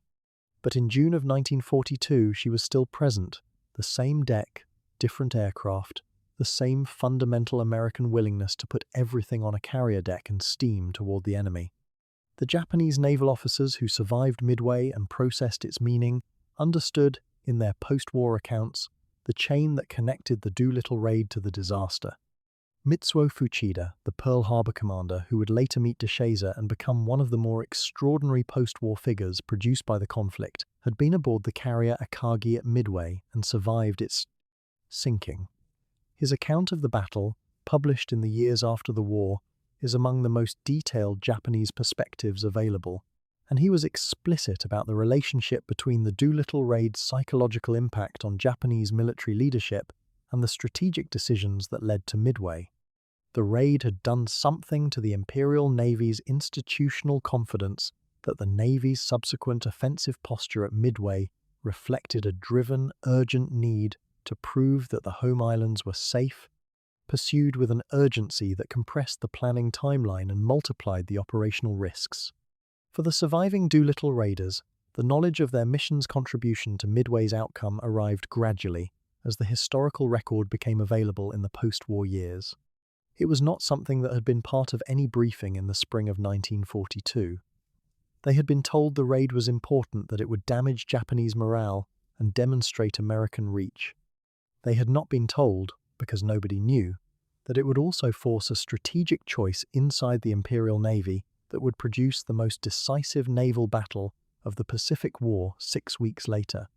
The men who attended the annual Raiders reunions in the 1950s and 60s and 70s were men who had gradually accumulated an understanding of their mission's consequences that went far beyond what any of them had held.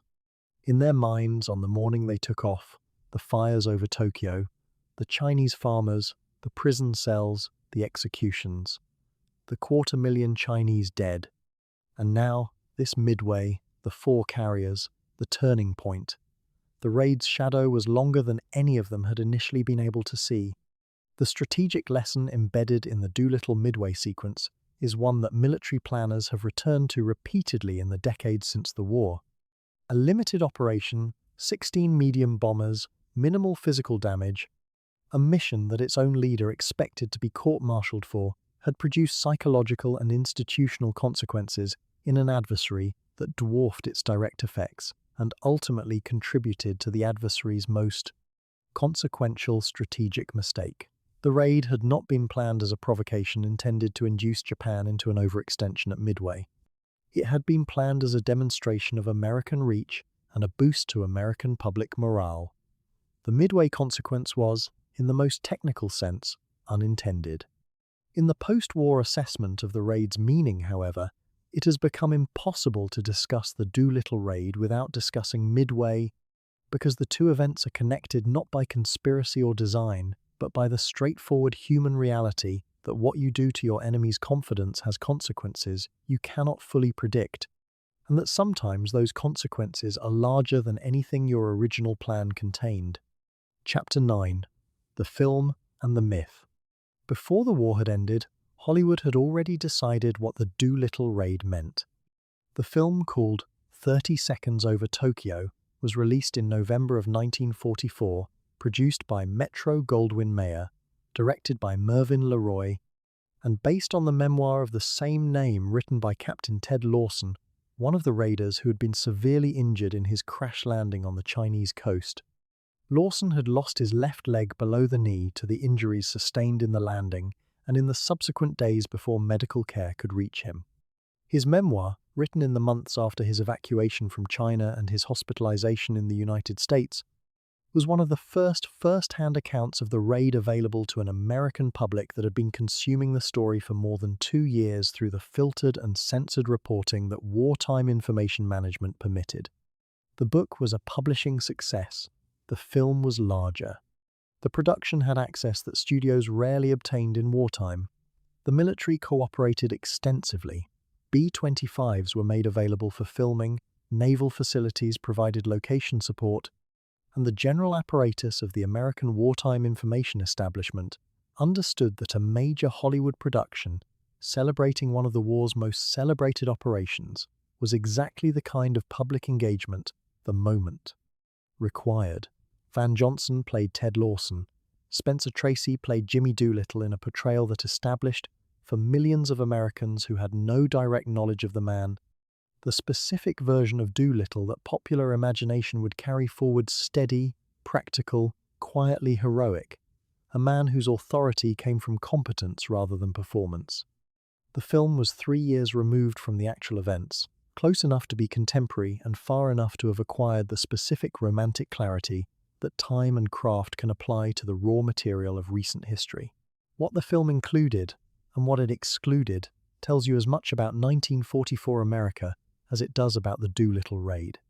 The film showed the training, the carrier voyage, the launch, the bombing run, the crash landing in China, the agonizing days waiting for rescue, the surgery that took Lawson's leg, and the recovery. It showed Chinese civilians as generous, brave, and fundamentally aligned with the American cause.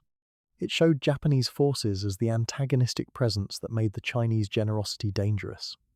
What it did not show, what it could not show, in 1944, without complicating a narrative that the American public needed to be clean and sustaining, was the Zhejiang Jiangxi campaign, the 250,000 Chinese dead, the Japanese punitive sweep through the very villages where the American airmen had been sheltered. The people whose hospitality formed the emotional heart of Lawson's story, the people whose bravery the film celebrated, were already dead in their hundreds of thousands by the time the film was released. The film did not mention this. The mythology that 30 seconds over Tokyo consolidated was not fabricated. The events it depicted were real. The bravery it celebrated was genuine. But mythology is not the same as history, and the specific shape of the Doolittle Raid myth as a clean story of audacity rewarded, of American ingenuity overcoming impossible odds, of Chinese courage celebrated and honored, was established by the film in ways that made subsequent revision difficult. When historians in later decades began to examine the fuller consequences of the raid, the Chinese casualties, the Soviet internment, the complexities of the POW trials, the retroactively applied execution law, they were working against a narrative that had been in popular circulation for decades, with the full production values of one of Hollywood's major studios behind it. The myth was not wrong, exactly. It was incomplete in ways that the completeness would have required the myth to be something other than myth, which is to say, something considerably more uncomfortable. The film's commercial and critical reception in 1944 was enormous. It was one of the highest-grossing films of the year, at a moment when American cinema was performing the dual function of entertainment and national morale management with unusual explicitness. Audiences who had brothers and sons and husbands in the Pacific watched Spencer Tracy stand on the carrier deck and look at the B-25s lined up on the deck and felt, however briefly, that the war was being fought by men of specific human character rather than by abstract strategic forces beyond any individual's comprehension or control. That function, the individualizing of a mass conflict, the putting of human faces and voices onto events of enormous scale, is what narrative always does in wartime, and it is not a trivial function. The myth served real needs. The cost of the myth was the absence of the full account, and full accounts have their own kind of constituency that tends to arrive later. Ted Lawson himself was a complicated figure in the raid's legacy. He had written his memoir quickly, in the immediate aftermath of his injury and recovery, at a moment when his experience was raw and his perspective was that of a man who had been through something enormous and survived it with permanent physical consequences. The book was honest about his fear and his pain in ways that wartime memoirs were not always permitted to be. He described the crash landing, the infection, the amputation, the long recovery with the kind of specific physical detail that came from having been through it, rather than from having imagined it. But the book was also a wartime book, shaped by the context of its production and the expectations of its intended audience, and it carried the incompleteness of its moment as all documents carry the incompleteness of theirs.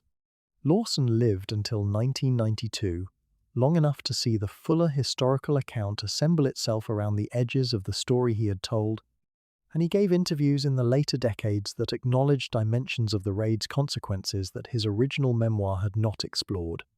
The American memory of the Doolittle Raid, as it existed in the popular imagination through the 1950s and 60s and 70s, was substantially the memory that 30 seconds over Tokyo had constructed and that subsequent anniversaries had maintained. The annual reunions of the raiders received press coverage that tended to reproduce the familiar elements of the myth, the carrier launch, the impossible odds, the Chinese rescue, the stoic heroism.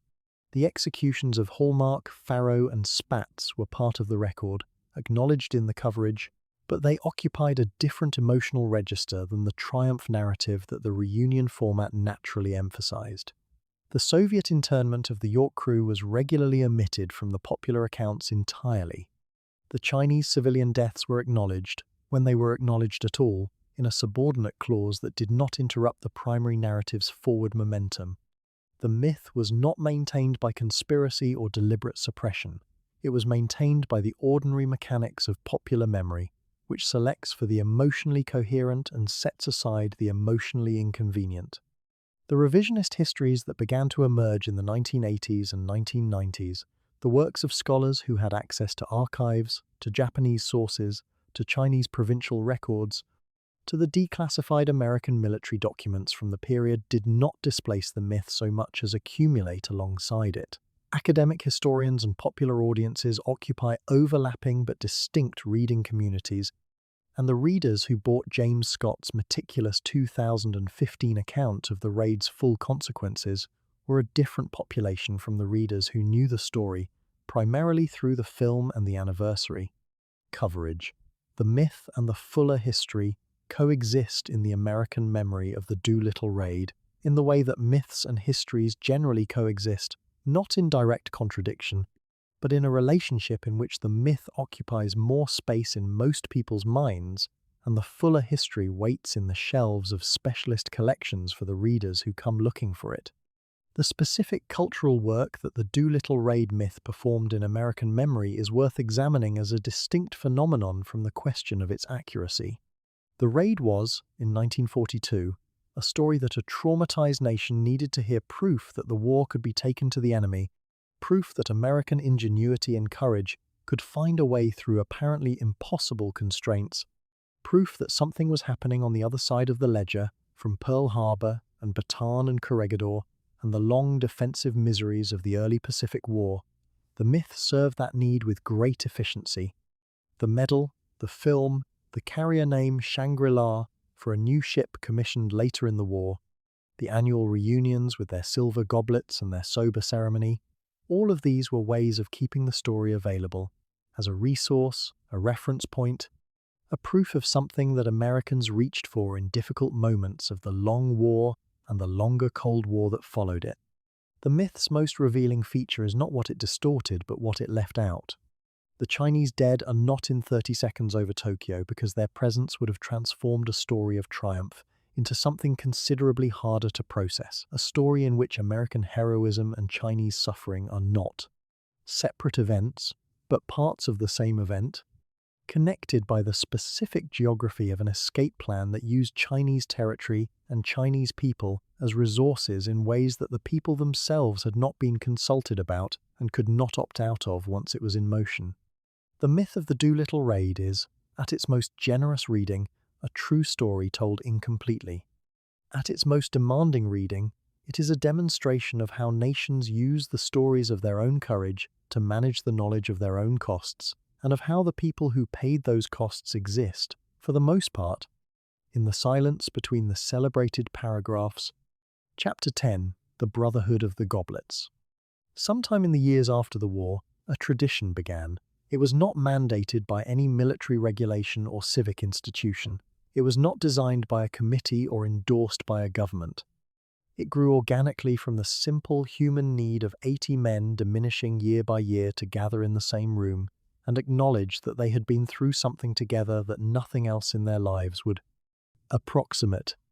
The earliest Doolittle Raiders reunions were informal, held in private settings, organized by the men themselves with the help of the organizations that had begun to take an interest in preserving the group's legacy.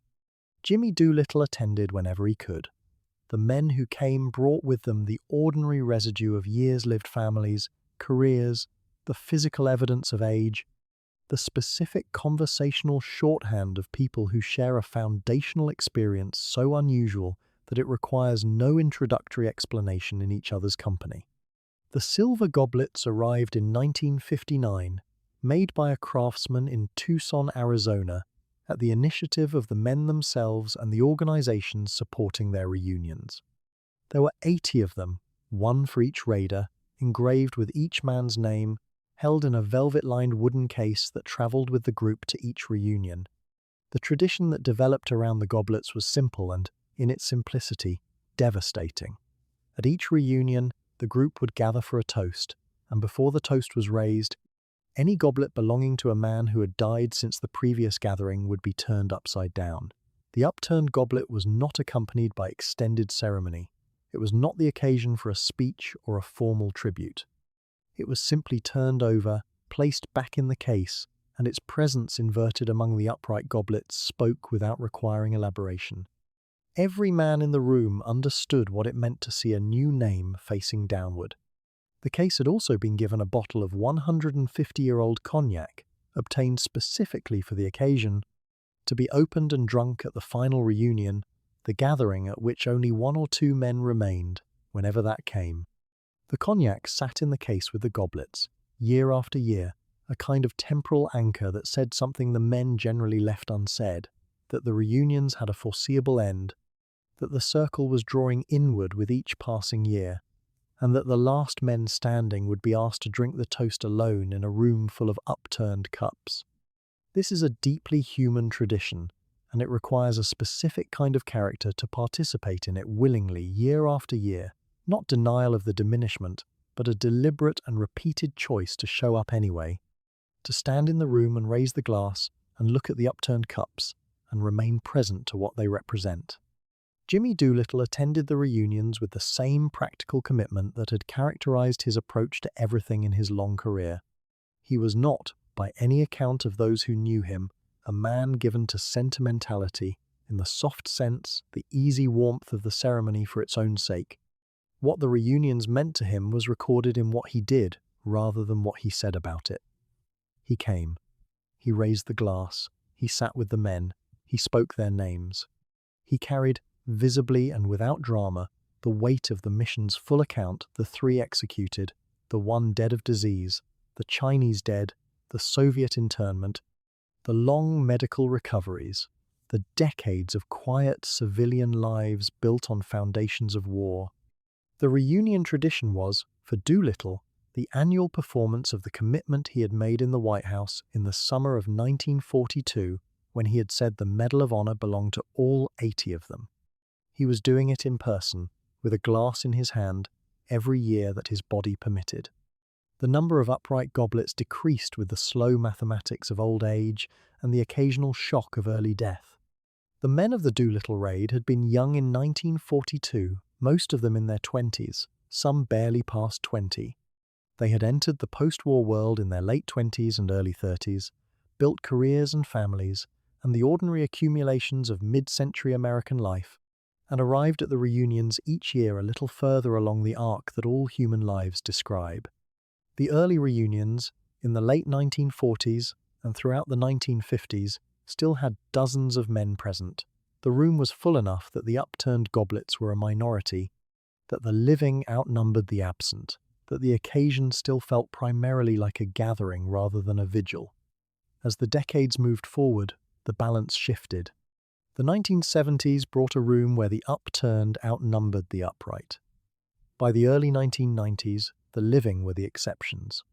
The goblet tradition intersected with the public profile of the Doolittle Raid at the anniversaries the 10th, the 25th, the 40th, the 50th, each of which brought a new wave of press attention that introduced younger audiences to the story and returned older ones to memories they had been living alongside for decades. The 50th anniversary, in 1992, it was particularly well attended. In terms of public recognition, it came at a moment when the World War II generation was beginning to be explicitly celebrated in American culture as what the journalist Tom Brokaw would later call, in his 1998 book, The Greatest Generation, that framing the conscious elevation of the wartime generation to a specific cultural status shaped the context in which the later Raiders reunions took place, and it brought to those gatherings a kind of reverence from younger visitors that the Raiders themselves received with the characteristic mixture of gratitude and mild discomfort that characterizes people who have been turned into symbols before they have entirely finished being people. The logistical management of the goblet tradition, the transportation of the case, the cognac, the physical maintenance of 80 silver cups over the decades fell, for many years, to a small group of organizers whose dedication to the tradition was itself a form of tribute.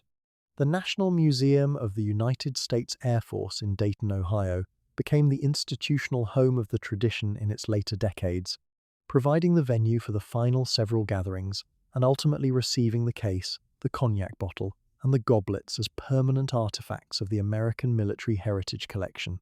The case, when it arrived there, contained 80 goblets, some upright, some inverted, and 1 bottle of cognac that had been waiting, aging further with each passing year, for the moment when the last man would open it. The quiet patience of that bottle, sitting in its case through decades of reunions and eulogies and raised glasses of something other than itself, is one of the more quietly eloquent material facts in the story of what these men chose to make of their shared experience. The tradition also served a purpose that no formal military ceremony could replicate. It was private, in the sense that it belonged to the men themselves rather than to the institutions that surrounded them. The government could award medals, the Air Force could hold ceremonies, Hollywood could make films, but the goblets were theirs, physically theirs, in the sense of being made for them and held by them and transported by them, and symbolically theirs in the sense that the tradition they embodied had been created by the men rather than assigned to them. In a life structured by orders and commands and organizational requirements, the goblet ceremony was one of the few things the raiders owned outright, in both a literal and a figurative sense. It was the one annual moment that belonged entirely to them, and the form it took, the upturned cups, the long-aged cognac, the vote each year on whether to continue the tradition was the form they had chosen for their own reasons, without instruction from any authority above them. The vote to continue the reunion, taken each year at the close of the gathering, is one of the tradition's most revealing features. The men voted each year on whether the reunions should continue, whether the remaining group was large enough, healthy enough, willing enough to reconvene the following year. This was not a ceremonial vote with a predetermined outcome. It was a genuine annual assessment of collective capacity and collective will, conducted by men who understood that the day would come when the honest answer to the question was no.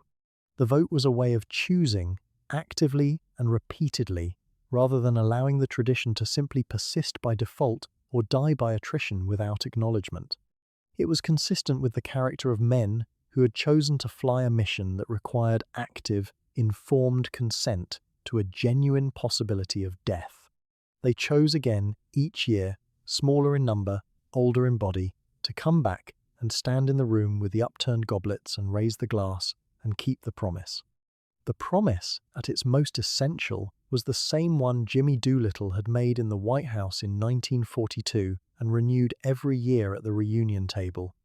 It was the promise that the 80 men who had taken off from the Hornet would not become anonymous, that the ones who had died, the ones who had been executed, the one who had died of disease, the ones who had survived captivity and come home changed, the ones who had built quiet lives and never courted attention, the ones who had become generals and missionaries and FBI agents and farmers would be known by name in a room where at least one person remained who had been there with them. The tradition was, in the end, a refusal to let the dead become merely the dead, and a refusal to let the living become merely the survivors. It was an insistence on the specific weight of specific names, maintained with silver goblets and aged cognac and the annual act of showing up, for as long as showing up was possible. Chapter 11. The Last Men Standing.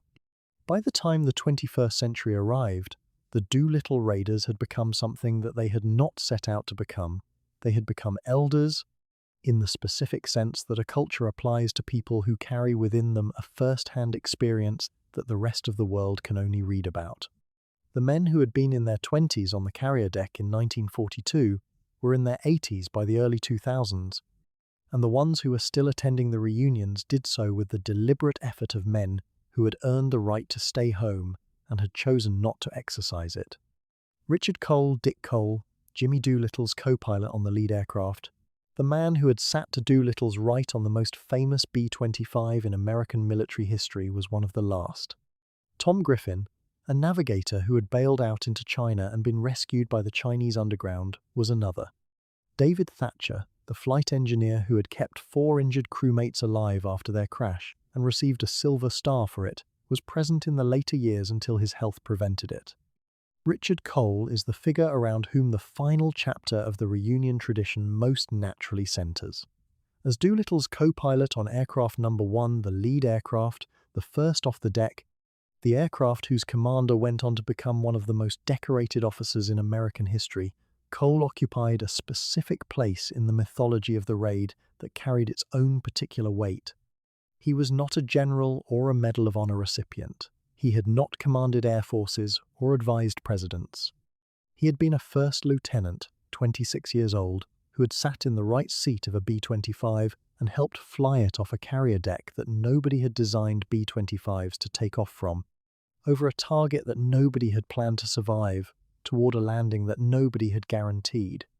He had bailed out over China, been rescued by the Chinese underground, been promoted in the course of the war's subsequent years, and then come home to Texas, where he had lived the long, private life that most of the raiders had chosen for themselves. Cole's later public role was defined by the specific accident of his longevity. He outlived Doolittle, who died in 1993. He outlived Griffin and Thatcher and the other men who had been among the last handful of active participants in the reunions. He became, by the plain mathematics of survival, the last living Doolittle Raider, a status he carried with characteristic quietness and the specific kind of bemusement that the oldest surviving member of any group tends to display toward the attention that the status generates. He was asked, in his final years, to speak about the raid, about Doolittle, about what it had felt like on the carrier deck, about what the decades since had meant, about what he thought the raid's legacy was. He answered with the same practical directness that appears in the accounts of most of the raiders' concrete details, limited self-heroization, consistent redirection of attention toward the collective rather than the individual. Tom Griffin had been a navigator on Crew 9, one of the crews that had bailed out over China and been rescued by the Chinese underground and the guerrilla network. He had gone on to a long military career, flying subsequent missions in the war, and had eventually retired from the Air Force and built a civilian life in Ohio. His participation in the later reunions brought to the gatherings the perspective of a man who had spent decades thinking carefully about what the raid had meant and what the Chinese people who had saved him had deserved in return. Griffin was explicit, in his later interviews, about the Zhujiang-Jiangxi campaign, about the knowledge that the people who had rescued him had subsequently been targeted for it, and about what that knowledge had cost him in the decades of sitting with it. He carried the specific moral weight of the rescued man, who knows that the rescue had a price, and that the price was paid by people who had no say in whether the rescue was worth it. David Thatcher represented perhaps the most quietly extraordinary story of the reunion's final years. He had received his Silver Star for the actions he took in the immediate aftermath of his crew's crash landing, keeping 4 injured men alive with minimal resources, administering first aid in a country he did not know, in conditions of genuine danger, until Chinese rescuers could reach them. He had done this at the age of 20, as an enlisted man, in a situation that nobody had briefed him for and that no manual could have adequately covered. He had then gone home to Montana, worked for the post office, built a private life that he maintained with deliberate consistency against the periodic intrusions of military ceremony and anniversary attention, and attended the raiders' reunions as his health allowed. He was, in the later years, one of the men who most embodied what the reunion tradition was actually about, not the performance of heroism, but the showing up, year after year, to stand in the room where the goblets were and be present to what they represented.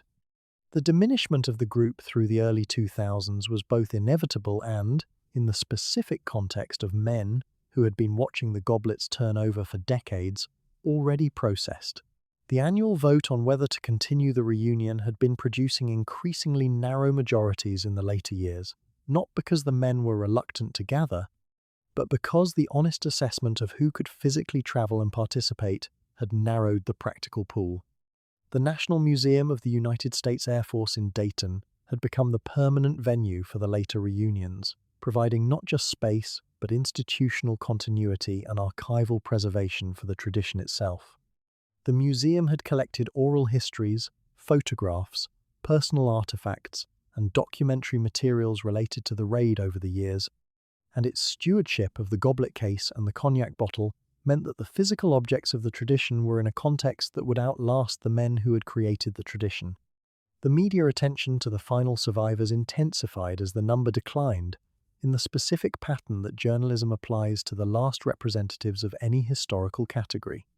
The stories about the last Doolittle raiders had a consistent emotional architecture: the aged veteran, the well-worn memory, the artifacts on the table, the question about what the raid had meant and what legacy the man wanted to leave.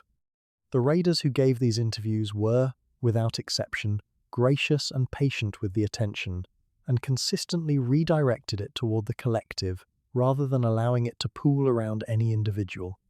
This was not false modesty, it was a genuine conviction, present in Doolittle's Medal of Honor speech in 1942 and maintained through every decade of the reunion tradition, that the 80 men who had flown the mission were the unit of account, not any one of them. The families of the raiders, the children and grandchildren, many of whom had their own organizations and reunion traditions that paralleled the original, provided a kind of continuity that extended the community of the raid's meaning past the biological end of the group itself. The children of the Doolittle Raiders, a formal organization, had been gathering their own information, preserving their own materials, and maintaining their own connections with each other and with the surviving veterans and with the institutions that had taken custody of the physical legacy. Their presence at the final reunion events was not incidental. It was the visible proof that the community created by the raid had not been entirely coterminous with the lives of the men who had flown it, and that the obligation of memory was being voluntarily assumed by people who had not been there but who understood what being there had cost.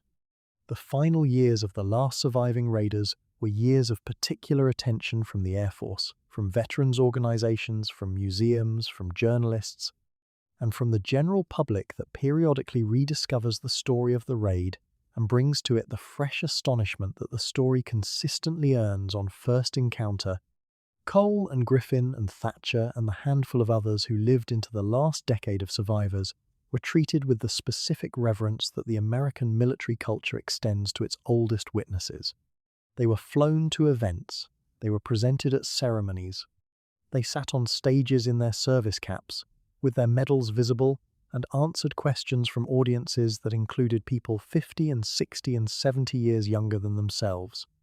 They did this with patience and without apparent ego, and the patience itself was a form of testimony about the character of men who had been shaped by the specific discipline of a military culture that valued competence over self-promotion and results over recognition. What the last men standing carried, in those final years, was not only the memory of the raid, but the accumulated weight of the full accounting, everything that the myth had compressed, everything that the film had omitted, everything that the anniversary ceremonies had set aside in favor of the clean narrative. Cole knew about the Chinese dead. Griffin had spoken about them explicitly. Thatcher had been present for the rescue that had put the Chinese underground in Japanese crosshairs. They were not men who carried a simple story. They were men who carried the entire story, in all its moral complexity and all its human cost, in the bodies that had been on the carrier deck and in the minds that had been processing the consequences for 8 decades. The silver goblets in the velvet-lined case held 80 names. The last few men who could still look at the case and recognize every name as a face were running out of years. The cognac was waiting. Chapter 12. The Final Toast. On the 9th of November, 2013, 4 men gathered at the National Museum of the United States Air Force in Dayton, Ohio, to hold the final reunion of the Doolittle Tokyo Raiders. The 4 men were Robert Hite, David Thatcher, Richard Cole, and Edward Saylor, the last of the 80, who were still alive and still able to attend. They arrived in the way that very old men arrive at very significant occasions, with deliberateness, with the specific gravity of people who understand that what they are about to do will not happen again, and with the characteristic practical focus of men who have been keeping appointments like this one for 60 years and intend to keep this one exactly as they have kept all the others. The museum had organized the occasion with appropriate ceremony, but, consistent with the tradition, had given the men themselves the central space. The case was opened. The bottle of cognac, the 150-year-old cognac that had been sitting in the case since the tradition began, aging further with each passing year, waiting for this specific evening, was uncorked. The goblets were lifted out. 76 of them were upside down. 4 were upright. The 4 upright goblets belonged to Hite, Thatcher, Cole, and Saylor. The 76 inverted goblets belonged to the men who had come before, to the 3 executed in Shanghai in October of 1942, to Robert Meader, who had died of disease in December of 1943, to Jimmy Doolittle, who had died in September of 1993, and to every man in between who had attended the reunions for as long as he could and then had his goblet turned over and returned to the case. The room held all of them, the 4 living, the 76 absent, and the particular quality of silence that fills a room where what is present and what is absent are equally tangible. The 4 men raised their glasses. The toast was drunk. The cognac that had been waiting since the beginning of the tradition was consumed by the last 4 men who could drink it in the company of someone who had been there. The words of the toast were not made public in their complete form. The raiders had always kept the specific language of the toasts private, consistent with the ownership. The tradition had always belonged to them rather than to any external audience. What was witnessed and recorded was the act itself, 4 men in their 90s, in a room full of upturned goblets, drinking from the bottle that had been waiting for exactly this moment for more than half a century. The ceremony was not theatrical. It was entirely itself, the thing it had always been, performed for the last time by the last 4 men who had the standing to perform it. Robert Hite was 93 years old at the final reunion. He had been 22 years old when he was captured in China, following the raid, and 25 when he was liberated from the Shanghai prison facility in August of 1945. He had spent more than 40 months in Japanese captivity, watched Hallmark and Farrow and Spatz be taken to their executions, watched Medda die in the cell beside his, and come home to Texas to build the quiet life that he had maintained for the intervening decades. He raised his glass at the final reunion with the same quiet steadiness that the accounts of his character consistently describe. He was, at 93, the same man who had bailed out over China at 22, diminished in physical capacity, entirely intact in essential character. David Thatcher was 91 years old at the final reunion.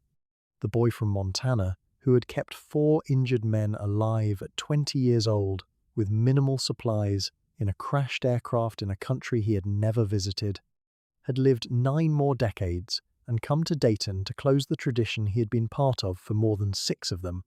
He had spent most of those decades working for the post office in Missoula, Montana, a fact that contains its own poetry, if you are inclined to find it. The man who had done one of the most extraordinary things performed by any enlisted man in the raid had spent his professional life delivering mail. He had not sought public attention. He had attended the reunions because they mattered, and he had shown up in Dayton in November of 2013 because this one mattered most. Edward Saylor had been a flight engineer and gunner on Crew 15. He was 94 years old at the final reunion, the oldest of the 4 survivors present, and he had come from his home in Enumclaw, Washington, to be in the room when the cognac was finally opened. Saylor had lived the longest of the 4 survivors present, and his presence at the final toast carried the specific weight of a man who has outlasted almost everyone who was part of the original experience and whose continued existence is itself a form of testimony to the durability of what the mission had made of the people it had passed through. He raised his glass. He drank. He had been present for the entire arc, the carrier deck, the mission, the post-war decades, the tradition, and now the tradition's end. Richard Cole was 98 years old at the final reunion. He had been 26 on the carrier deck in April of 1942, seated to Jimmy Doolittle's right in the aircraft that led the mission. He had outlived Doolittle by 20 years. He had outlived the men who had died in captivity, and the men who had died in the first years after the war, and the men who had died in the later decades one by one. Their goblets turned over and returned to the case, their names added to the count of the inverted. He was the last person alive who had been in the cockpit of the first aircraft off the deck on the morning of the 18th of April, 1942. He raised the glass that bore his name, the glass that had been made for him in Tucson in 1959, that had been set upright at every reunion since, that would now be drunk from for the last time in the gathering it had been designed for. He drank. The decision to hold no further official Raiders reunions had been voted on by the group in the years preceding 2013, and the final gathering was understood by all 4 participants to be the ceremonial close of the tradition, rather than the last possible occasion. It was a choice, active, deliberate, consistent with the character of the tradition from its beginning. The men had always voted on whether to continue. The ending was not a diminishment of the tradition, but its completion. The tradition had always been oriented toward this specific moment, the moment when the cognac would be opened and the last toast drunk, and conducting that moment with full consciousness of its finality was entirely consistent with the character of men who had been choosing, actively and repeatedly, to show up for 60 years. The museum did not rush what happened after the toast. The four men sat together in the room with the case and the inverted goblets and the empty cognac bottle for a period that was not recorded in the official accounts with any precision, because it was not the kind of moment that precision serves. They were four very old men who had known each other for the better part of 70 years, who shared a foundational experience that nobody else in the room and nobody else still living could claim to share in the specific way they shared it, and who had just performed the last act of a tradition they had maintained together through the entire arc of their post-war lives. What was said in that room in those minutes belongs to them. The accounts that have been published describe the atmosphere as quiet and emotional and deeply human in the specific way that things are deeply human when they are entirely true to what they are without any performance attached. The goblet case, the empty cognac bottle, and all 80 silver cups, 76 inverted, 4 upright, and then all 80 upright again after the ceremony's formal conclusion entered the permanent collection of the National Museum of the United States Air Force. The display of these objects has become one of the museum's most visited installations, and the visitors who stand before the case encounter something that resists the usual taxonomy of military artifacts. The goblets are not weapons, they are not uniforms or aircraft components or strategic documents. They are the physical residue of a tradition of human presence, of men showing up year after year to be counted in a room where the absent were counted alongside them. The case holds all 80, and each one carries a name, and the names together carry the full weight of what the Doolittle Raid actually cost and actually meant in the lives of the people who flew it. The formal end of the reunion tradition in 2013 did not end the public life of the Doolittle Raid's legacy. Richard Cole continued to appear at ceremonies and give interviews for the remaining years of his life. He was present at the 75th anniversary commemoration at the museum in April of 2017, the last major anniversary at which a living raider was present.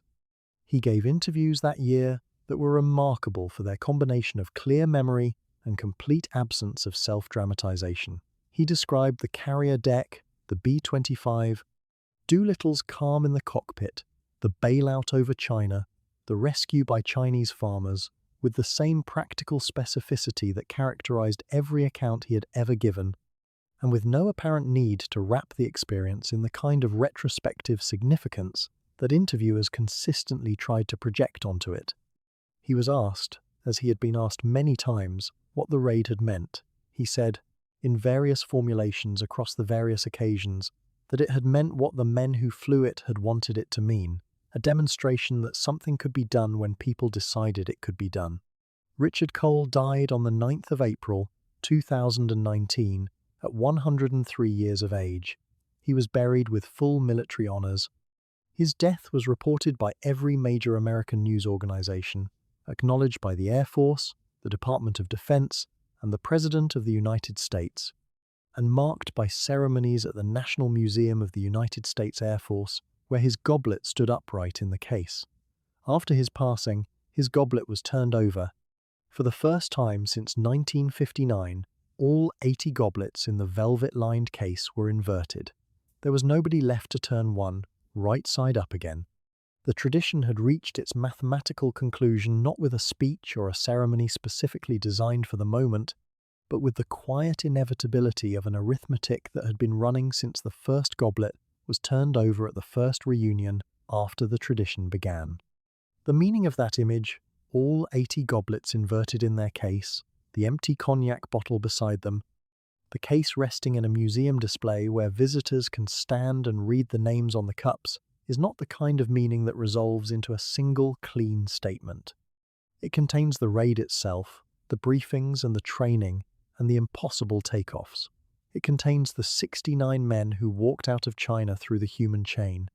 It contains the 3 who were shot in Shanghai, and the 1 who died in the cell, and the 5 who spent 13 months in Soviet custody, and the man who went back to Nagoya as a missionary, and the navigator who carried the weight of Chinese dead for 60 years. It contains the film that got it right, and the parts the film left out. It contains Midway, the 4 Japanese carriers at the bottom of the Pacific, the strategic turning point that nobody planned. It contains Doolittle at the White House with the medal, and Doolittle in the Chinese field in the dark, expecting court-martial papers. It contains Richard Cole at 103, in the right seat of the aircraft that took off first, still answering questions with the same practical honesty he had brought to every question for 77 years. The goblets do not contain all of this in any sense that a visitor can directly access from looking at them. What they contain is what physical objects always contain the possibility of the story, offered to the person who is willing to stand still long enough to receive it. The story itself lives in the archives, and the oral histories and the scholarship, and the accounts of children and grandchildren who absorbed what their fathers and grandfathers chose to share, which was sometimes much and sometimes very little, and in the specific texture of the silences around the sharing. The Doolittle Raid's legacy is not a monument. It is a conversation one that was begun by 80 young men on a carrier deck on the 18th of April, 1942, continued through every reunion and every interview and every upturned goblet and every anniversary ceremony, and extended now into whatever hands receive it next. Those hands are the ones that hold this story as it moves through time away from the people who were present for it. The raid produced consequences that took decades to fully understand the Chinese civilian deaths that went uncounted in the American narrative for years. The Soviet internment that was classified and forgotten, the executed prisoners whose families waited for notification that arrived late and inadequate, the strategic contribution to Midway that was unplanned and therefore unrecognized for what it was, until historians could look backward across the whole sequence. All of those consequences have now been brought into the account, assembled by the patient work of researchers who understood that the clean myth and the full history are both necessary and not the same thing. The myth gave a country something to hold on to in the darkest months of a terrible war. The full history gives a later world something more durable, the specific, complicated, morally weighted truth of what 80 men did and what it cost, in all the directions that cost ran. The final image of the Doolittle Raiders is not the launch from the carrier deck, though that image has the visual power of a myth that knows what it is doing. The final image is the goblet case. 80 cups, 80 names, all inverted now, in a velvet-lined box in a museum in Dayton, Ohio. Outside the museum, Ohio goes about its daily business.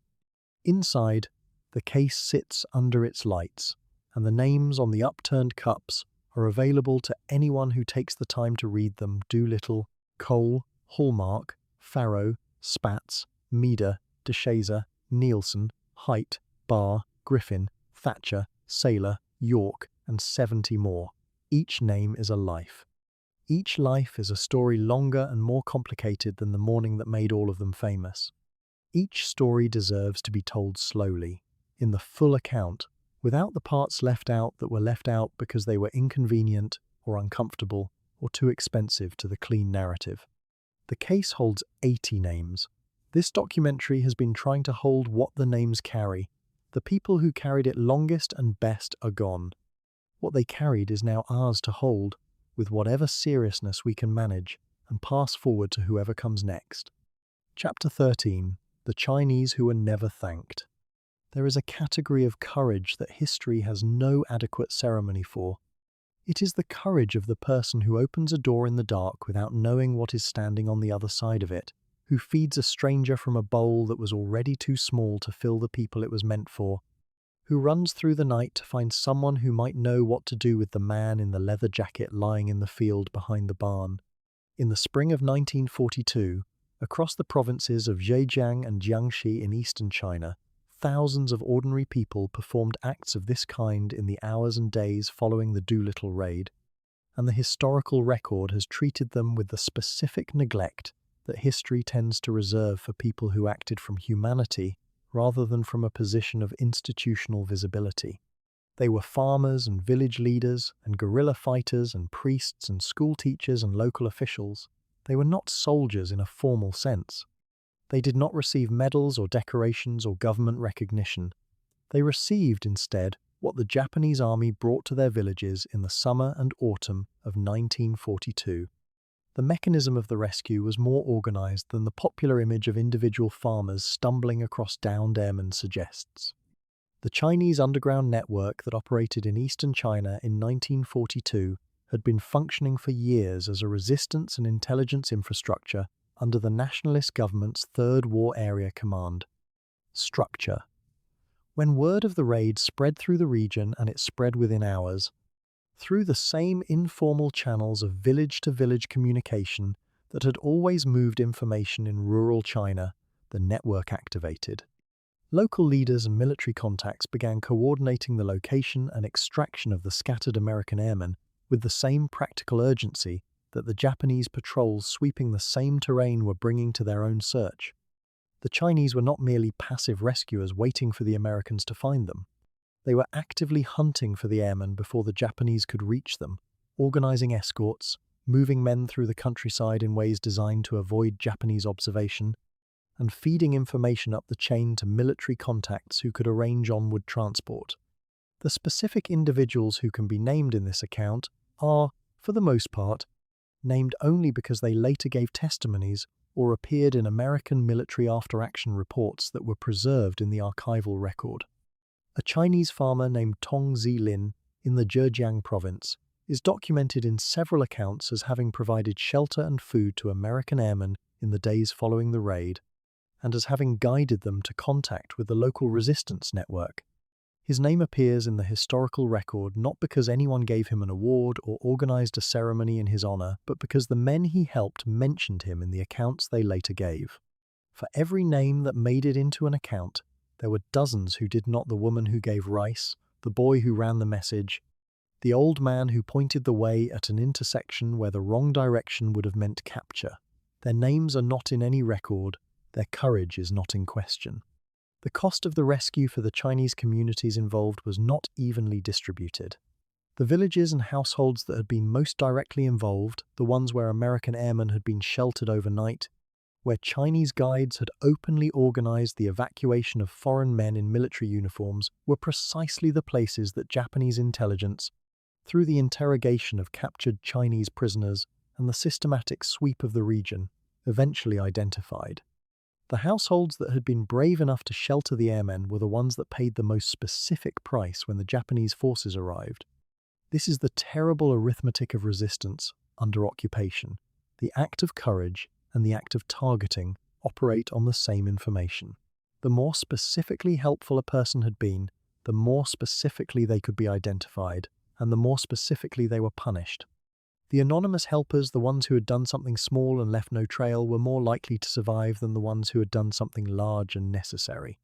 The Zhejiang Jiangxi campaign that followed the raid in the summer of 1942 was, from the perspective of the Chinese communities in the affected provinces, an experience of total war directed at civilian life.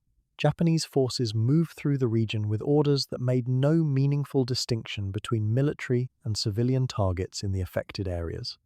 Villages were burned, inhabitants were killed, agricultural land was destroyed, crops deliberately ruined, livestock killed, water sources contaminated in ways that were designed to ensure that the affected communities could not recover their capacity to support any future Allied operations in the region. The bacteriological operations suspected in the campaign, the deliberate contamination of water sources, and the introduction of disease vectors into the civilian population represented, if confirmed, a category of action that went beyond punitive military operation into something that the post-war legal framework would struggle to name adequately. The effort to document what happened in those provinces in the summer and autumn of 1942 has been ongoing since the war ended, accelerating in the late 20th century as Chinese provincial archives opened, and as the specific research community, studying Japanese biological warfare and its civilian consequences in China, developed more sophisticated methodologies. The numbers that emerge from this research, the estimated 250,000 civilian deaths, the 70,000 military casualties in the Chinese Third War area, are not figures produced by a single source or a single methodology, and the legitimate scholarly debate about their precision should not obscure the scale they are attempting to measure. Something enormous happened in those provinces. The people who caused it were the Japanese forces that conducted the campaign. The chain of causation that connected the Doolittle Raid to the campaign's initiation runs through the Japanese military's decision to retaliate, a decision for which Japan's leadership bears full moral responsibility. But the chain exists, and the Chinese communities were at the end of it. The post-war effort to acknowledge the Chinese role in the raiders' survival took decades to acquire any formal institutional shape. Some of the surviving raiders made personal efforts visiting China, meeting with the descendants of families who had helped them, expressing the kind of gratitude that a man can express on his own behalf for an act done to him specifically.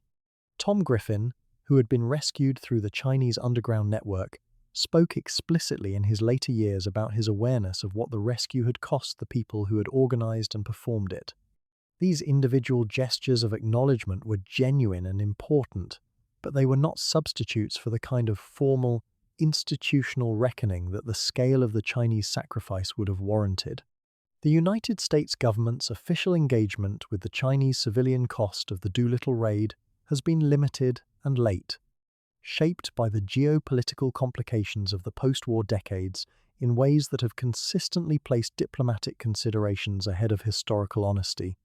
The memorial landscape in the Chinese provinces that hosted the rescue and suffered the retribution has developed gradually and unevenly since the war's end.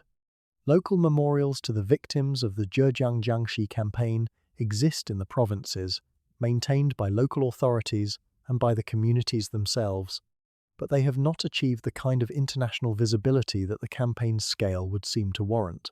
The specific sites where American airmen were sheltered and from which they were evacuated have, in some cases, been identified and marked through the research efforts of historians and journalists working on the full account of the raid. The building in Jiangxi province where Japanese forces are documented as having conducted atrocities in the campaign's sweep has been identified and described by researchers. These sites exist. The communities that contain them remember, in the specific way that communities remember the worst things that happened to them, without the benefit of an international audience to validate the remembering. The relationship between the Doolittle Raid's American legacy and its Chinese legacy is one of radical asymmetry that has never been fully corrected. In the United States, the raid is a story of triumph, the carrier launch, the Medal of Honor, the film, the silver goblets, the final toast. In the Chinese provinces of Zhejiang and Jiangxi, the raid is part of a memory of catastrophe, the Japanese sweep, the burned villages, the contaminated wells, the family members who did not survive the summer of 1942. Both of these are true accounts of what the raid produced. They have never been told in the same breath with equal weight, in any major public forum, in any major film or ceremony or anniversary observance. The asymmetry is not the product of malice.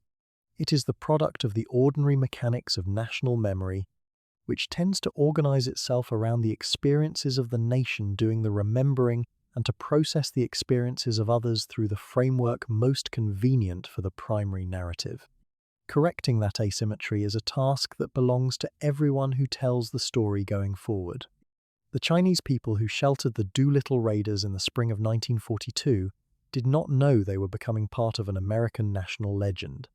They were making a decision about a stranger in a leather jacket who had landed in their field. They were operating from whatever combination of hospitality, resistance, solidarity, fear, and humanity moved them in that specific moment without knowledge of the strategic significance of the event or the consequences it would bring. They gave their rice and their beds and their nighttime hours of dangerous guidance through the countryside, and they paid for it with their lives in numbers that the American national memory of the raid has never fully accommodated. Their names are not on the goblets in the velvet-lined case in Dayton, Ohio. Their courage is not commemorated in any ceremony that an American audience has ever attended at scale. This documentary names them as what they were, the indispensable human foundation of the raid's most celebrated outcome, and the bearers of its most uncelebrated cost. Whatever gratitude the story carries, it belongs first to them. Chapter 14. The Enemy Airmen's Act. Japan's response to the Doolittle Raid was not only military. It was also legal in the specific sense that the word legal carries when it is applied by a state to the systematic construction of a justification for what it intends to do anyway.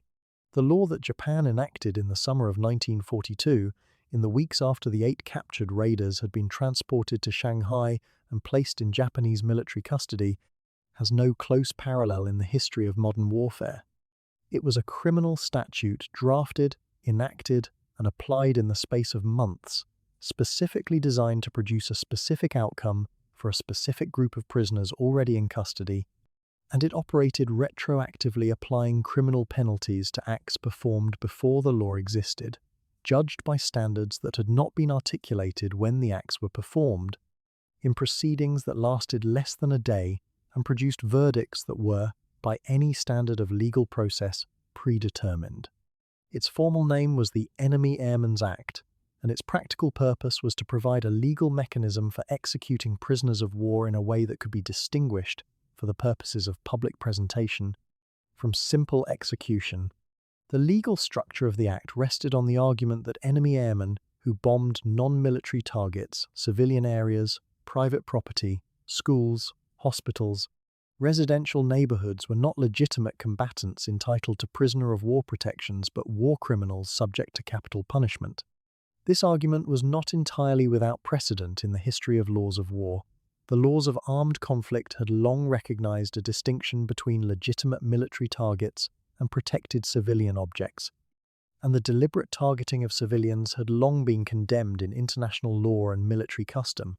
The specific problem with the Enemy Airmen's Act was not that it invoked this distinction, but that it applied it retroactively, through a proceeding that gave the defendants no meaningful ability to challenge the evidence or the legal framework, and that it was clearly designed to produce a specific outcome for a specific group of prisoners, rather than to establish a general legal principle applied consistently and impartially. The distinction between a retroactively applied execution statute and a killing organized by state authority is one that the Act worked hard to maintain in form while entirely collapsing in substance. The trial of the 8 raiders in Tokyo in the summer of 1942 was conducted under Japanese military law and presided over by Japanese military officers. The defendants had no independent legal representation in any meaningful sense. The proceedings were conducted in Japanese, a language none of the defendants spoke. The charge bombing civilian targets was contested by the defendants and has been contested by historians ever since, with the available evidence suggesting that the raid targeted industrial and military facilities and that civilian casualties, while they occurred, were not the intended objective of the bombing runs.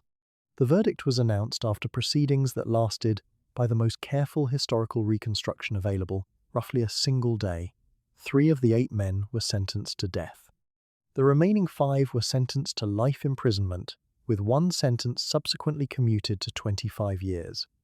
The legal scaffolding erected around the outcome was, in the assessment of virtually every legal scholar who has subsequently examined it, a retroactively constructed justification for an act of vengeance presented in the form of a judicial proceeding.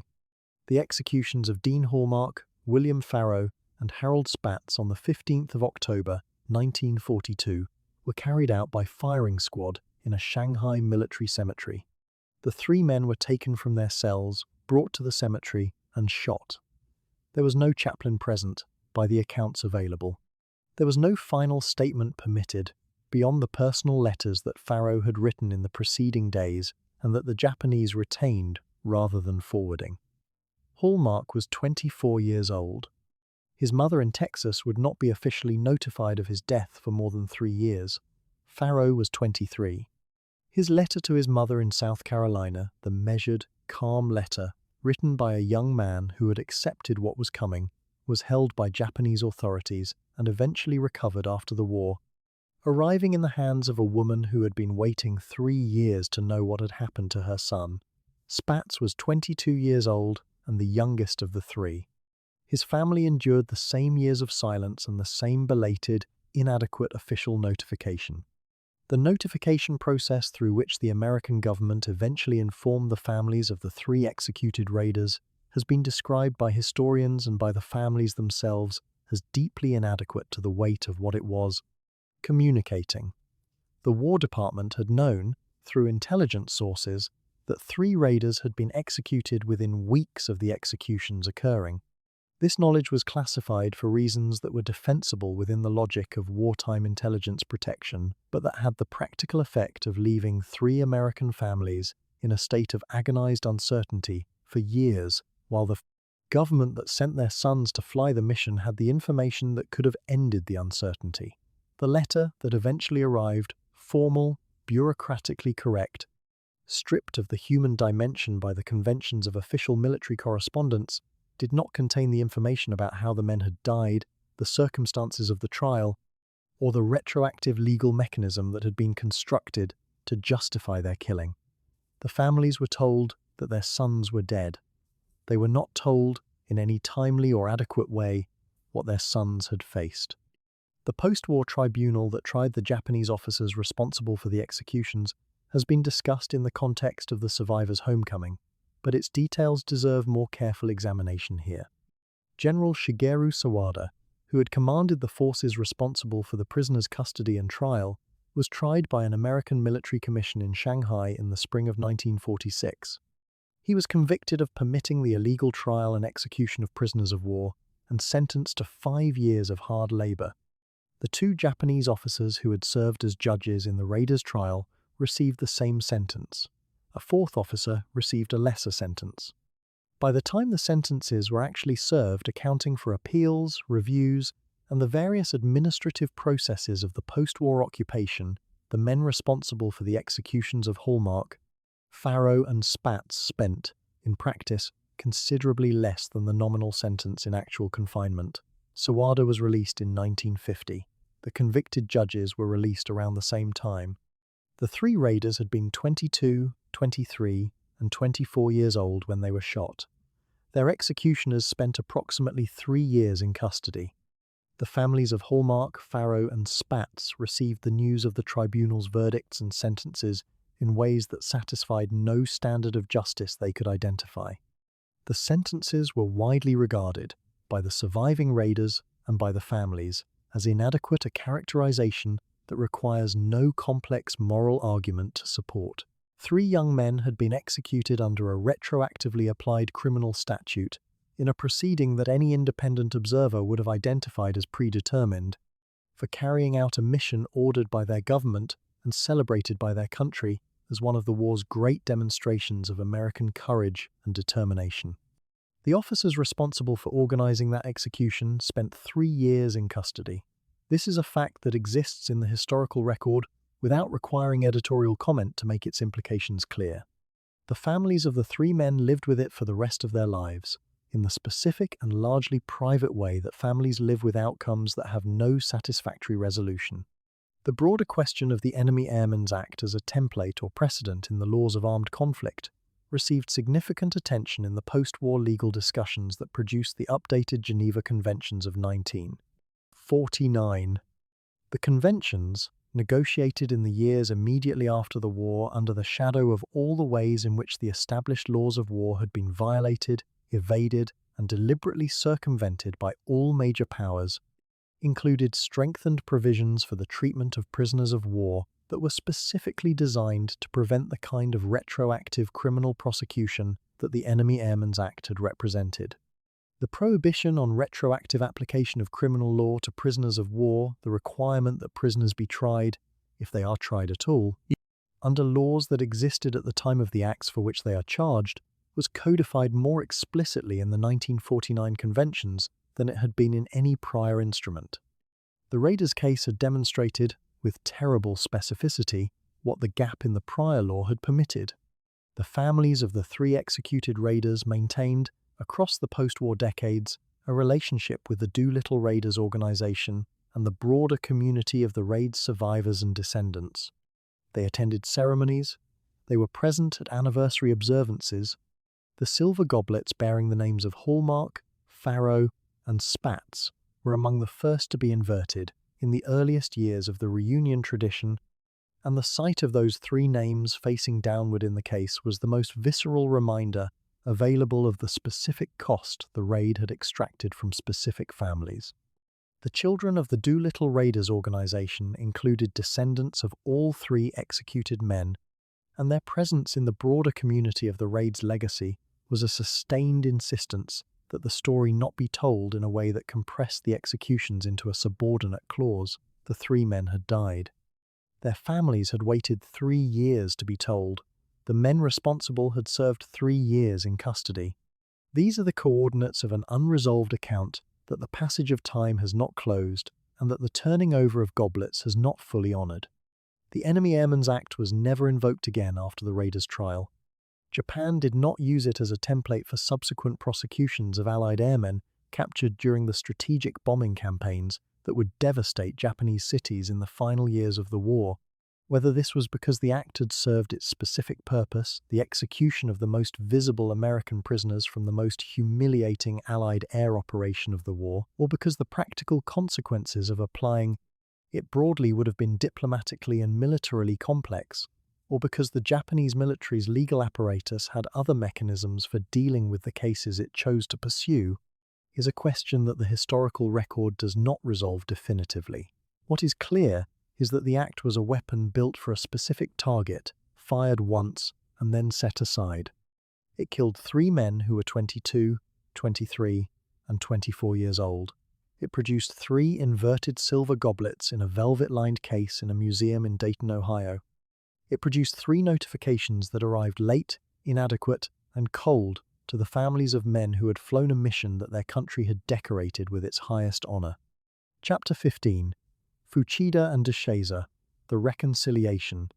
The story of Mitsuo Fuchida and Jacob Deshaiza is the kind of story that a novelist, presented with it as a premise, might hesitate to use on the grounds that it strains credibility.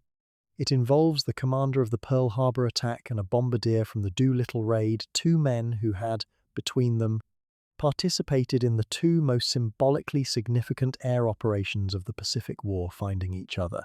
In the post-war years, through the specific, improbable chain of a pamphlet and a Bible, and a series of decisions that neither man could have predicted when he was flying his respective mission. It involves one of them spending 3 years in a Japanese prison cell and emerging with a plan to go back to Japan as a missionary, and the other surviving Pearl Harbor and Midway and the entire war, and arriving at a moment of personal and spiritual crisis that made him receptive to exactly the message the first man had been carrying across the ocean. It is a story that operates at the intersection of the human and the historical in a way that requires both registers to understand. Mitsuo Fuchida had led the first wave of the Pearl Harbor attack on the 7th of December, 1941. He was the man who had transmitted the signal that confirmed the attack was proceeding, that became one of the most recognized phrases in the entire history of the Pacific War. He was a commander of great skill and genuine courage, operating within a military and political system that had decided to go to war and had given him the most visible assignment of that decision's opening act.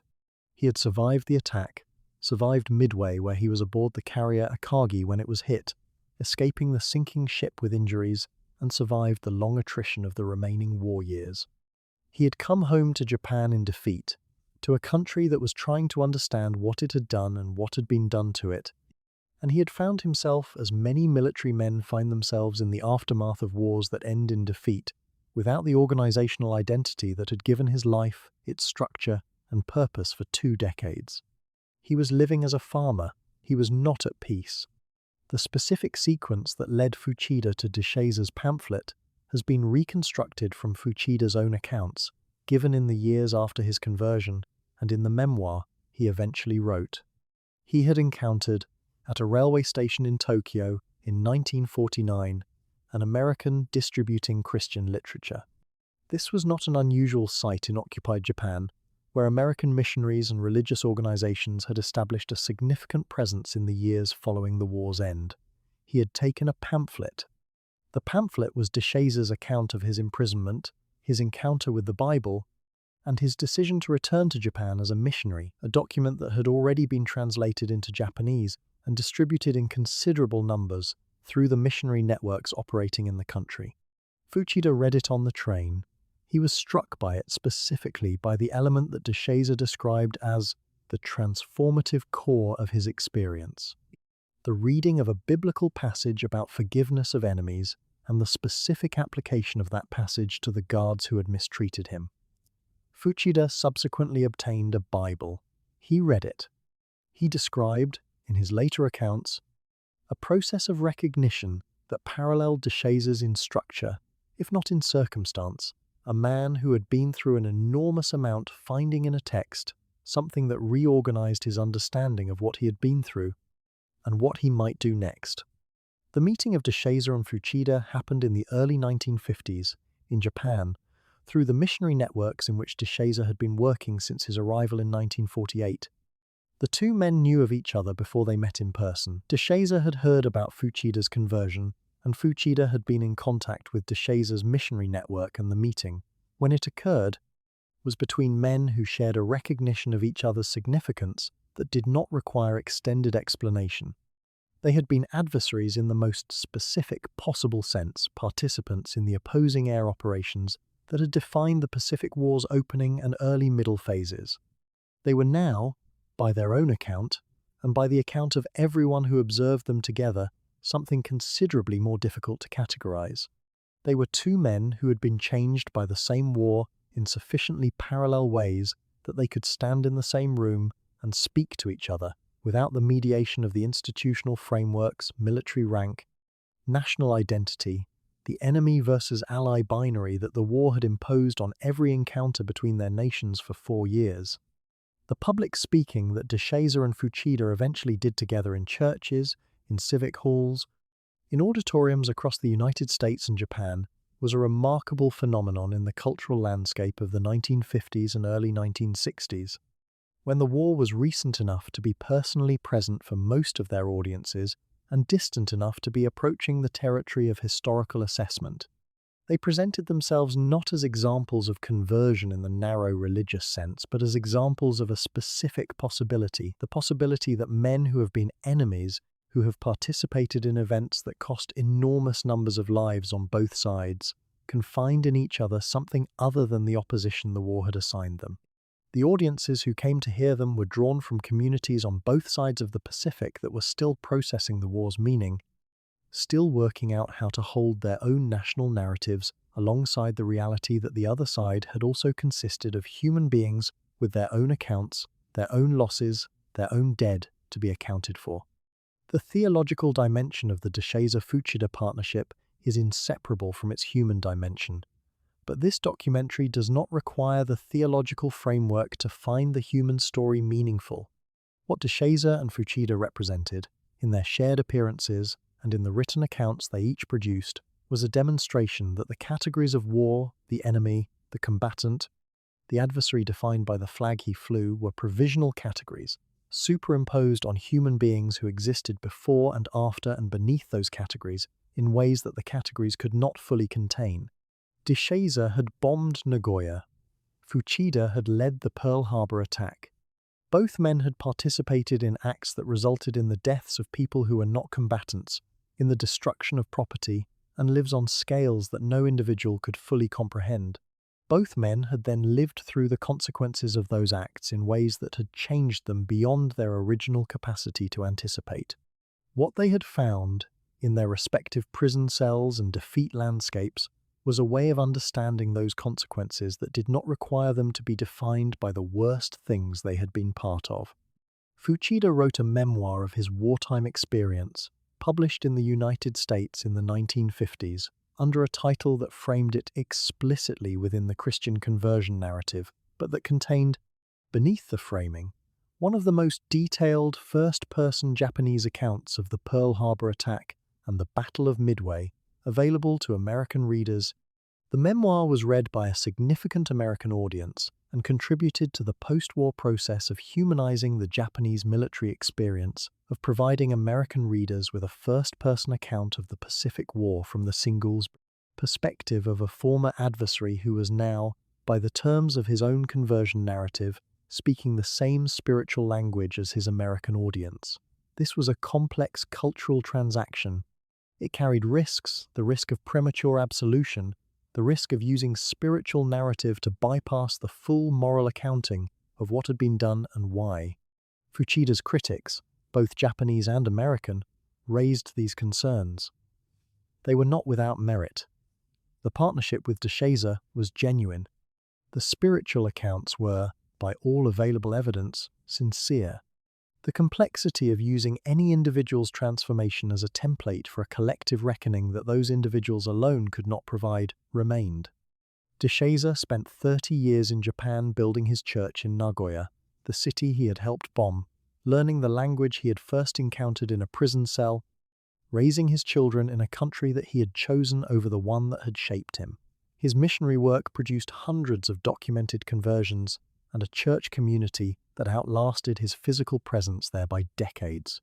Fuchida traveled and spoke for the remainder of his life in Japan and the United States and elsewhere, and died in May of 1976 in Kashiwara, Japan. He was 73 years old.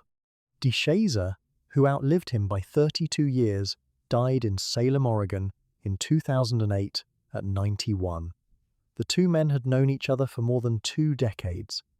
They had shared platforms, corresponded, and built a friendship that was grounded in the specific recognition that comes from having been through things that most people have not been through, and from having arrived, by very different routes, at a similar understanding of what those things had required of them. The Fuchida Deshaiser story is the most extraordinary of the human narratives produced by the Doolittle Raid's aftermath, and it is the most difficult to place within any single interpretive framework without doing violence to its actual texture.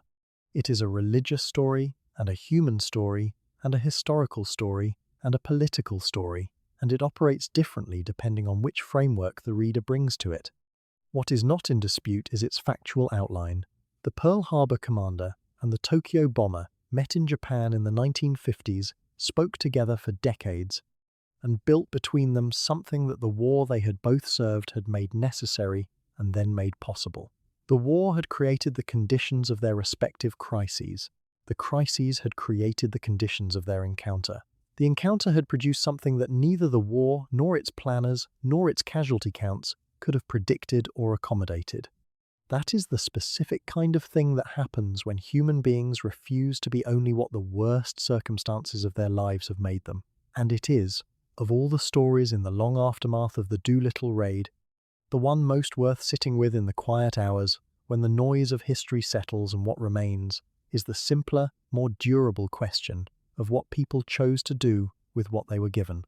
The legacy of the Deshaiser-Fuchida reconciliation extends, in a small but real way, into the present through the institutions that document it and the communities in Japan that grew from Deshaiser's missionary work. The church in Nagoya exists. The written accounts of both men are available. The story of the Pearl Harbor commander and the Tokyo bomber sharing a stage is accessible to anyone who looks for it, and it continues to produce, in the people who encounter it for the first time, the same quality of surprised recognition that suggests a story is doing what stories are supposed to do, revealing something true about human possibility that ordinary experience does not regularly demonstrate. It is not a comfortable story. It does not resolve the moral questions raised by Pearl Harbor, or the Doolittle Raid, or the Zhejiang Jiangxi campaign, or the Enemy Airmen's Act. It does not pretend to. It simply shows what two men did with what was left of their lives after those events had passed through them, and it invites whoever is listening to consider what that might mean. Chapter 16. The historians who completed the story. A story does not end when the events that compose it conclude. It ends when the last person capable of completing it has done so, and even then it does not truly end. It enters a different phase in which the documents and archives and testimonies left behind by the people who were present take over the work that the living witnesses can no longer perform. The full history of the Doolittle Raid and its aftermath has been assembled over the 8 decades since the raid occurred by researchers who approached the available material with different tools, different questions, and different degrees of access to the archives that the various governments involved have controlled and declassified at varying speeds. The myth came first, assembled quickly and for immediate purposes in the wartime environment of newsreels and White House ceremonies and Hollywood productions. The history came more slowly as archives opened, as survivors gave oral histories, as Japanese and Chinese documents became accessible, and as the researchers who specialized in the specific nexus of the Pacific War and its consequences brought their sustained attention to the material. The first generation of historical writing about the Doolittle Raid was produced largely by participants, the men themselves, or journalists who had close access to them in the immediate post-war years. Ted Lawson's memoir, Carol Glines's authorized histories of the raid and of Doolittle himself, the oral histories collected by the National World War II Museum. These were the foundational texts of the popular historical understanding of the raid, and they were characterized by the specific qualities of participant-generated history: direct, vivid, personally authoritative, and inevitably shaped by the perspective and the era of the people producing them. They were not inaccurate in their essential facts. They were, in the specific way that first-hand accounts are always incomplete, partial accounts of a larger event whose full dimensions required distance and additional sources to see clearly.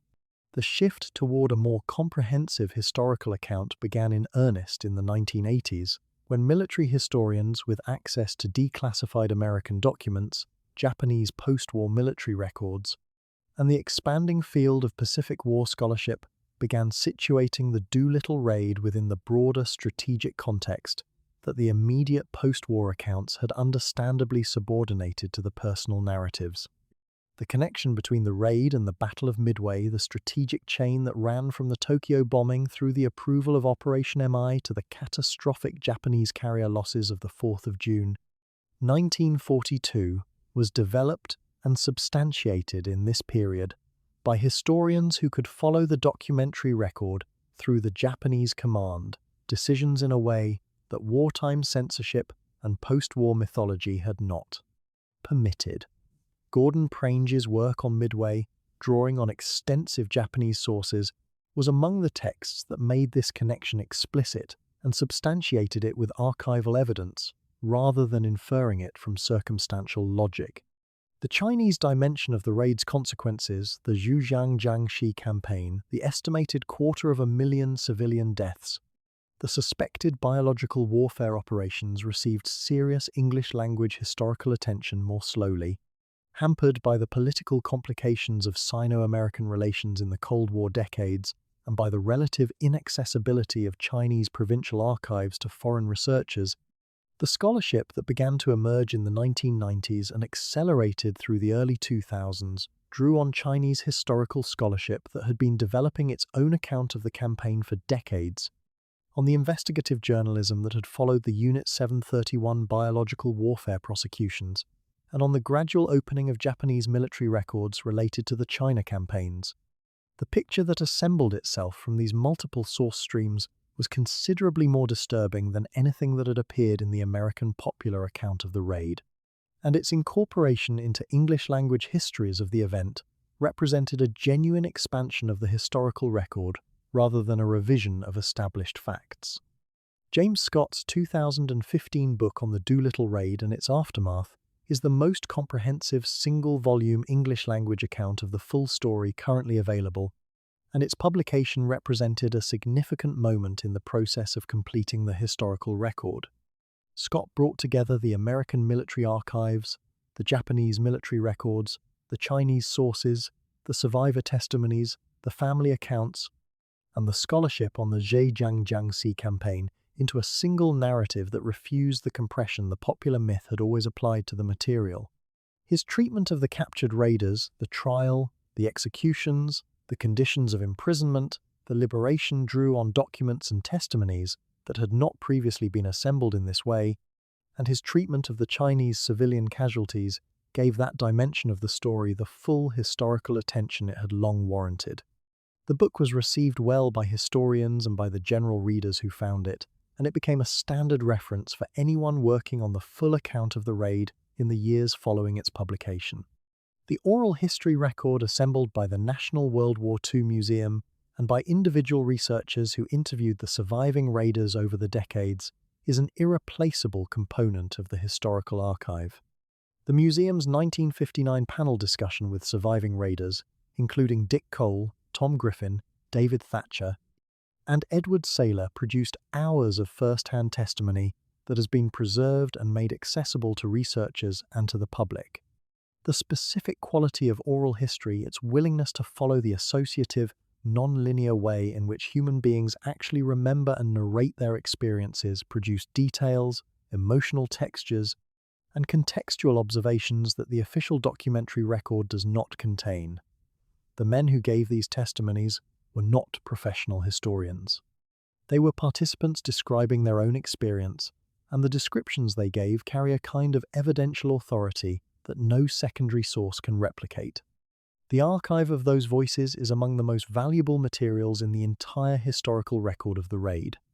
The Japanese side of the historical record has been developed through a combination of official military documents, the memoirs and post-war testimony of surviving Japanese officers and naval personnel, and the academic scholarship produced by Japanese historians who approach the war's history from perspectives shaped by their own national reckoning with its causes and consequences. Fuchida's memoir, whatever its limitations as an objective historical document, contributed a first-person Japanese command perspective on Pearl Harbor and Midway that informed American understanding of those events. The Japanese military records related to the Enemy Airmen's Act and the Raiders' trial were preserved through the War Crimes Tribunal process and have been available to researchers, allowing the legal and procedural dimensions of the executions to be reconstructed with considerable precision. The gap in the Japanese record is primarily in the operational documentation of the Zhejiang Jiangxi campaign's most extreme acts, the biological warfare operations, the specific orders relating to civilian targeting, where the deliberate destruction of records in the final months of the war has left permanent lacunae. The historians who have worked on the Doolittle Raid's full account have operated, inevitably, in a relationship with the popular myth of the raid that is neither straightforwardly corrective nor entirely independent. The myth exists. It occupies a specific and durable place in the American public's memory of the war. The fuller historical account does not erase it. The carrier launch was real, the Medal of Honor was real, the Chinese rescue was real, the strategic significance was real. What the fuller account does is expand the frame to include what the myth excluded: the Chinese dead, the executed prisoners, the retroactive execution statute, the Soviet internment, the families who waited 3 years for letters that arrived after the war. The historians who have done this work have performed a service that is simultaneously smaller and larger than the myth. Smaller in its public reach and cultural presence, larger in its fidelity to the actual complexity of what happened and what it cost. The archival process is not complete. Japanese and Chinese provincial archives continue to yield new material. Families of the raiders and of the Chinese civilians who were involved on both sides of the rescue and the retribution continue to hold documents and testimonies that have not been formally collected. The specific documentation of biological warfare operations in the Zhejiang Jiangxi campaign remains an area of ongoing scholarly investigation, with researchers using epidemiological analysis, survivor testimony, and the gradually expanding Japanese military records to reconstruct what happened to a degree of certainty that the available evidence can support. The story of the raid is, in the archival and scholarly sense, still being completed, not because the events have not been established, but because the full meaning of events of this scale and complexity is assembled gradually by the accumulation of research that each generation of historians adds to the foundation that previous generations have built. The historians who have worked on this material have done so with the awareness that they are writing about people who were real, whose families are still alive in many cases, whose suffering was not abstract.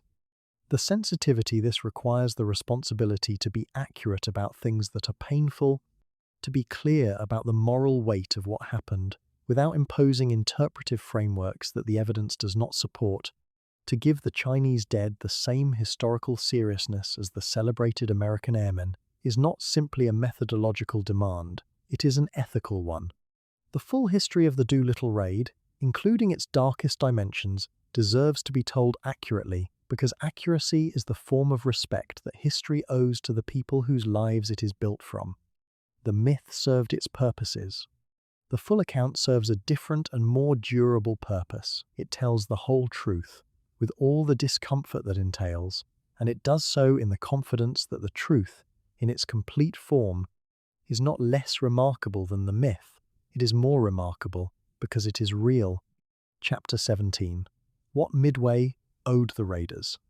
The Battle of Midway has been called the turning point of the Pacific War so consistently and by such a broad consensus of military historians that the phrase risks losing its meaning through repetition. It is worth recovering what the phrase actually refers to. Before the 4th of June 1942, Japan held the strategic initiative in the Pacific. Its carrier fleet was intact and operationally dominant. Its defensive perimeter, the chain of island bases and sea lanes it had seized in the stunning opening months of the war was, with the minor exception of the symbolic Doolittle Raid, uncontested by any offensive Allied action. Its military and political leadership had reason to believe, based on the evidence of the first 6 months of the war, that the Allied powers would need years to build the material and organizational capacity to challenge Japanese control of the Pacific in any serious way. On the 5th of June, 1942, the day after the battle, 4 of Japan's most capable fleet carriers were on the Pacific floor. More than 250 aircraft and their experienced crews were gone. The experienced Naval Aviator Corps that had taken years to train had suffered losses from which it would not recover. The strategic initiative had shifted. The war Japan had expected to fight from a position of strength would be fought, from that day forward, from a position of accelerating weakness. The Doolittle Raid's contribution to this turning point operates through a causal chain that is real but indirect, not the direct cause of Midway's outcome, which was produced by American intelligence superiority, naval tactical execution, and the specific catastrophic coincidence of the Japanese carrier decks being rearmed and refueled at the moment the American dive bombers arrived. The raid's contribution was earlier in the sequence, at the decision point, the moment when the Japanese Naval General Staff, which had been resisting Yamamoto's Central Pacific strategy in favor of operations to the south and west, reversed its position and approved Operation MI. That reversal was produced, in the specific historical record of the decision, by the shock of the Doolittle Raid and the institutional humiliation it represented. The home islands had been struck. The Navy's fundamental obligation, the protection of the Emperor and the Japanese home territory, had been visibly failed. Yamamoto's argument for a Central Pacific operation that would push the defensive perimeter eastward and destroy the American carrier threat now carried behind it the full force of an institutional need to restore honor that overrode the strategic objections that had previously resisted it. The speed with which Operation MI was approved after the Doolittle Raid weeks, rather than the months that the Naval General Staff's previous deliberations had consumed, was itself a factor in the battle's outcome.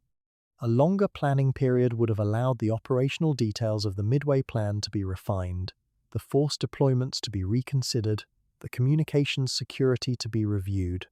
The compressed timeline meant that vulnerabilities in the plan, the divided fleet deployment that split the Japanese forces across multiple objectives, the failure to adequately anticipate the possibility of American foreknowledge of the operation's target and timing, were not identified and corrected before the operation was executed. American signals intelligence at Station Hypo had broken enough of the Japanese naval code to identify Midway as the target and to provide Admiral Nimitz with a rough timeline for the attack. If the planning timeline for Operation MI had been longer, the specific communications that allowed Station Hypo to reconstruct the operation's outline might not have been transmitted in the form that American analysts could exploit. The compressed timeline was itself a consequence of the Doolittle Raid's acceleration of the approval process. The 3 American carriers that fought at Midway Enterprise, Hornet, and Yorktown represented essentially the entire offensive carrier capacity available to the United States in the Central Pacific in the summer of 1942.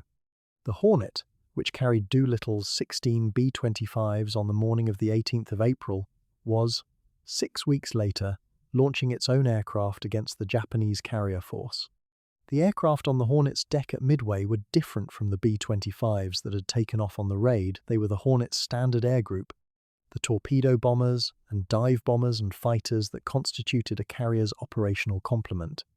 The Hornet's torpedo bomber squadron, Torpedo Squadron 8, flew its attack run against the Japanese carrier fleet on the morning of the battle and was nearly annihilated.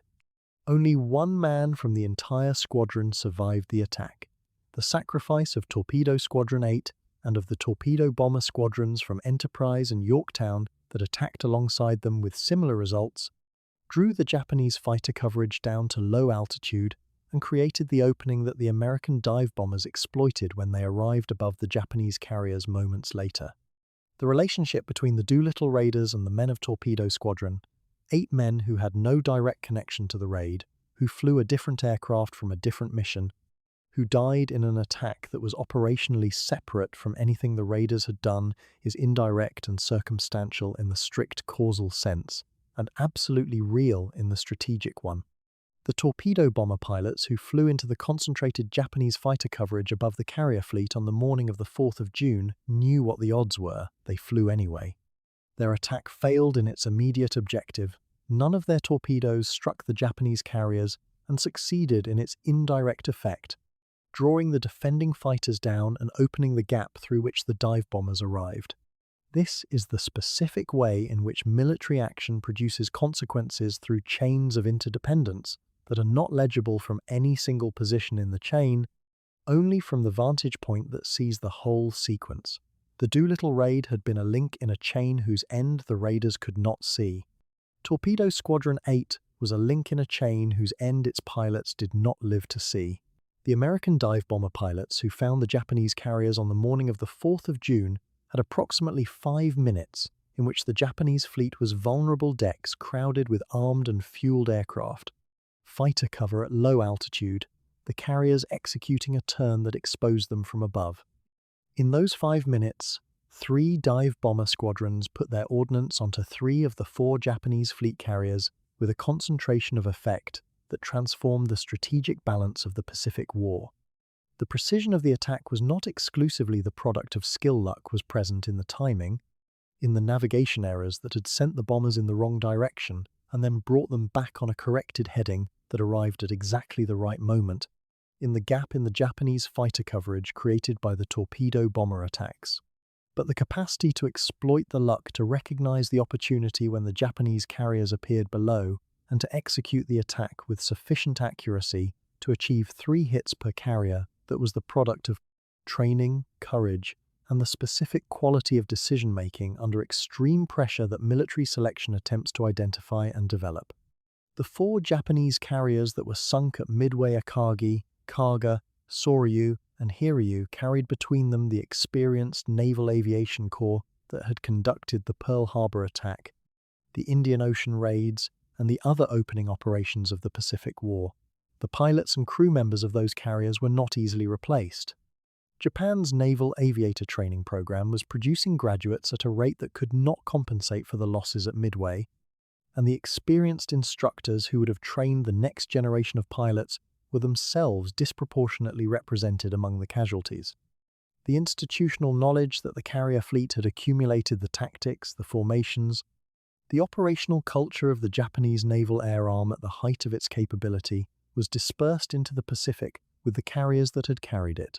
What replaced it, in the months and years that followed, was organizationally different and operationally inferior in the specific, documentable ways that the subsequent battles of the Pacific War consistently demonstrated. Yamamoto himself survived Midway. He continued to command the combined fleet for another year until his aircraft was intercepted and shot down over Bougainville Island on the 18th of April, 1943, exactly 1 year to the day after the Doolittle Raid. The date is not a coincidence in the sense of being arranged. It was the product of American signals intelligence that identified the specific itinerary of his inspection tour, and the mission was scheduled for the first date on which it could be executed. But the anniversary date carried its own specific resonance for the men who flew the interception mission and for the surviving raiders who learned of it afterward. The man who had been the architect of Pearl Harbor, who had approved the Midway operation that was partly accelerated by the Doolittle Raid, was killed on the first anniversary of the raid by American pilots flying a mission made possible by the same intelligence advantage that had allowed Nimitz to position his carriers for Midway. The Pacific War was, among other things, a war of consequences unfolding across time in patterns that no single person could observe from any position within them. For the surviving Doolittle Raiders, the knowledge of their mission's relationship to Midway arrived in pieces over the post-war decades, assembled from historical accounts, from official histories, from the retrospective analysis that scholars and military historians brought to the events as the archives opened. The men had known, on the morning of the 18th of April, that the mission was important. They had been told it would damage Japanese morale and demonstrate American reach. They had not been told because nobody knew that it would also trigger a Japanese strategic decision that would lead to the most consequential naval engagement of the war. The annual reunions where the raiders gathered with their silver goblets were also, implicitly, gatherings of men who had contributed, in ways they had not planned for, to the survival of the American naval presence in the Pacific that made all subsequent offensive operations possible. The connection between what they had done and what Midway had achieved was not something that the reunion ceremonies made explicit. It was simply there, in the history, running under the surface of every toast and every upturned goblet, in the long chain of consequence that began on a carrier deck and ran through the dark to a place nobody had intended to go. The counterfactual question, what would have happened to the Pacific War if the Doolittle Raid had not occurred? If Operation MI had been approved on a longer timeline or replaced by the Southern strategy the Naval General Staff had initially preferred? If American signals intelligence had not had the specific Japanese communications to work with, belongs to the category of historical speculation that is intellectually legitimate and practically unresolvable. What is resolvable is the actual sequence. The raid occurred, the institutional decision followed, Midway happened, the carriers sank, the war turned. The chain is not a matter of interpretation. The significance of the chain, the specific weight to assign to the Doolittle Raid in the causal account of Midway's outcome, is a matter of calibration that different historians have calibrated differently. What no serious historian has argued is that the chain does not exist. The raid that was planned as a demonstration became, through the mechanics of an adversary's institutional psychology and strategic decision-making, a contribution to the most decisive naval battle of the Pacific War. The 80 men who took off from the Hornet on the morning of the 18th of April were, in ways none of them could have known that morning, also sending 4 Japanese carriers to the bottom of the Pacific 6 weeks later. That is what the long view of history looks like, when the full sequence is finally visible from end to end. Chapter 18. The 80 Names. Every name in the velvet-lined case was a life. Not a symbol, not a unit of historical account, not a number in a casualty report or a face in an anniversary photograph, a life with a beginning and a middle and an end, with people who loved them and people they loved, with the ordinary accumulation of decisions and experiences and days that constitutes a human existence, interrupted at a specific point by the extraordinary event of the 18th of April, 1942, and then continued, or not from that point forward, in the specific direction that the interruption had given it. The 80 men who took off from the USS Hornet on that morning were between the ages of roughly 20 and 50, distributed across the full spectrum of the American military's rank structure and regional geography, drawn from farms and cities and towns in every part of the country, united by the specific combination of skill and willingness that a mission described as extremely hazardous had selected for.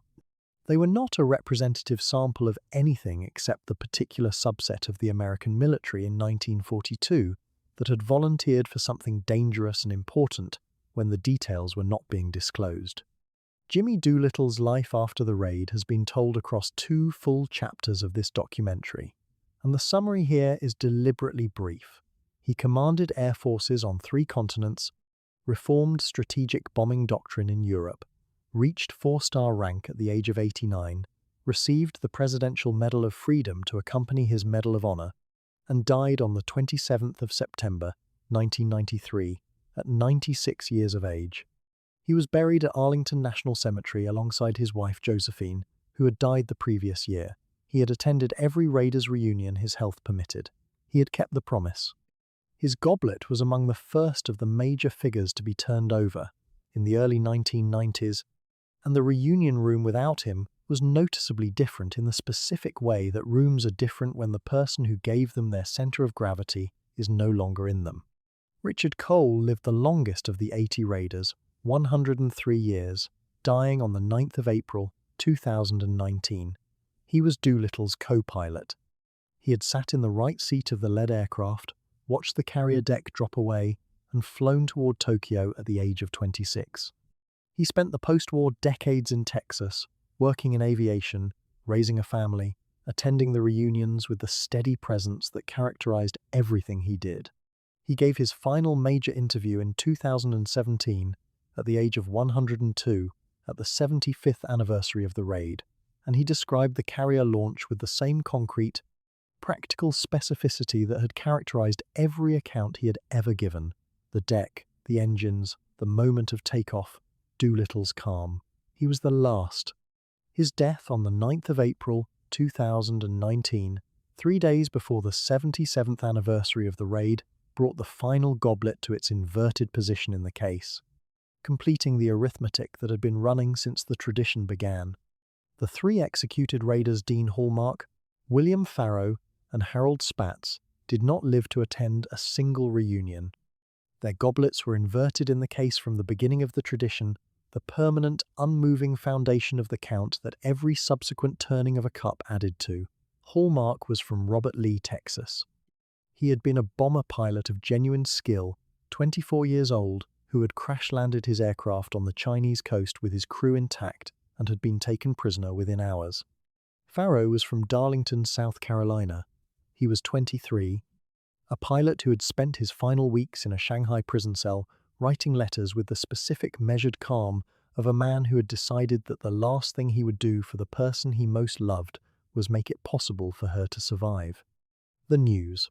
Spatz was from Lebo, Kansas. He was 22 years old. He was the youngest man to die as a direct consequence of the raid.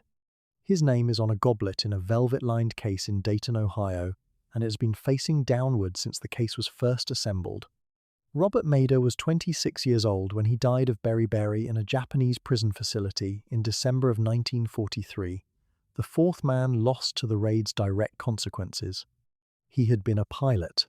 From Garfield Heights, Ohio, a young man from the industrial heartland of the country, flying a B-25 off a carrier deck toward Tokyo on the morning of the 18th of April, 1942, with no way of knowing that the mission would end in a prison cell in China and that the cell would be where his story concluded. He left behind a family in Ohio that waited for news that arrived the wrong way and too late.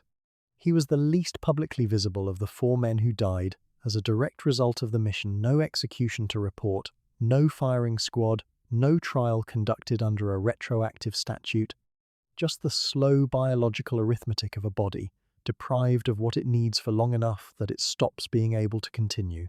His goblet has been inverted since the beginning. His name is there, with the others. Jacob DeShazer lived 91 years and spent 30 of them in the country that had imprisoned him. He died in Salem, Oregon on the 15th of March, 2008, having outlived Fuchida by 32 years and outlived his own captivity by 63. The church he built in Nagoya outlasted him. The pamphlet he wrote in the aftermath of his release, the pamphlet that Fuchida read on a train in Tokyo in 1949, continued to be distributed and reprinted in the years after his death. The arc of his life, from the carrier deck to the prison cell to the Nagoya church to the final years in Oregon, is the longest and in many ways the most complete of all the Raider arcs, not because it was more heroic in any military sense, but because he used all of it deliberately, following the plan he had made in the cell, with an intentionality that gave his entire post-war existence a shape that most lives, built from more comfortable circumstances, never quite achieve. His goblet was turned over in 2008. The case held it alongside DeShazer's goblet and Fuchida's photograph, and the full weight of the reconciliation story that two men from opposite sides of the war had built together over 2 decades of shared testimony. Chase Nielsen came home to Hiram, Utah, and built a life that was quiet in the way that the lives of men who have been through too much tend to be quiet, not from emptiness, but from a deliberate conservation of energy for what matters. He worked for the Federal Bureau of Investigation, raised a family, attended the reunions for decades, and gave his account of the imprisonment and the liberation with the measured specificity that the historical record preserves as one of its most important resources. He died on the 17th of March, 2007, at the age of 89. Robert Hite came home to Texas and did the same, built the quiet life, attended the reunions, raised his glass beside his surviving fellow captives at the final toast in 2013. He was 93 at the final reunion. He died on the 29th of March 2015 at 95 years of age. George Barr, who had endured the longest stretches of solitary confinement and whose liberation had required months of medical care before he was stable, lived more privately than the others. His health, physical and psychological, had been the most severely compromised, and he built his post-war existence around that reality with whatever grace the reality permitted. He died on the 6th of July, 1967, at the age of 52. He was the youngest of the 4 captive survivors to die, and his death at 52 is its own testimony to what the 40 months had cost him at a level that the official records do not adequately annotate. Edward York, the pilot of the crew that had landed in the Soviet Union and spent 13 months in Central Asian internment before crossing the Iranian border, went on to a military career that continued through the war and into the post-war Air Force. He rose to the rank of colonel before retiring. He died on the 11th of August, 1984, at 68 years of age. The 4 other members of his crew, Emmons, Herndon, Laban, and Pohl, returned to their lives with the specific blend of official recognition and public obscurity that characterized most of the raiders who were not Doolittle himself. Their goblets were turned over in their respective years, their names added to the inverted count in the case, their 13 months in Soviet custody filed in the historical archive that the popular mythology of the raid had never quite found room to tell.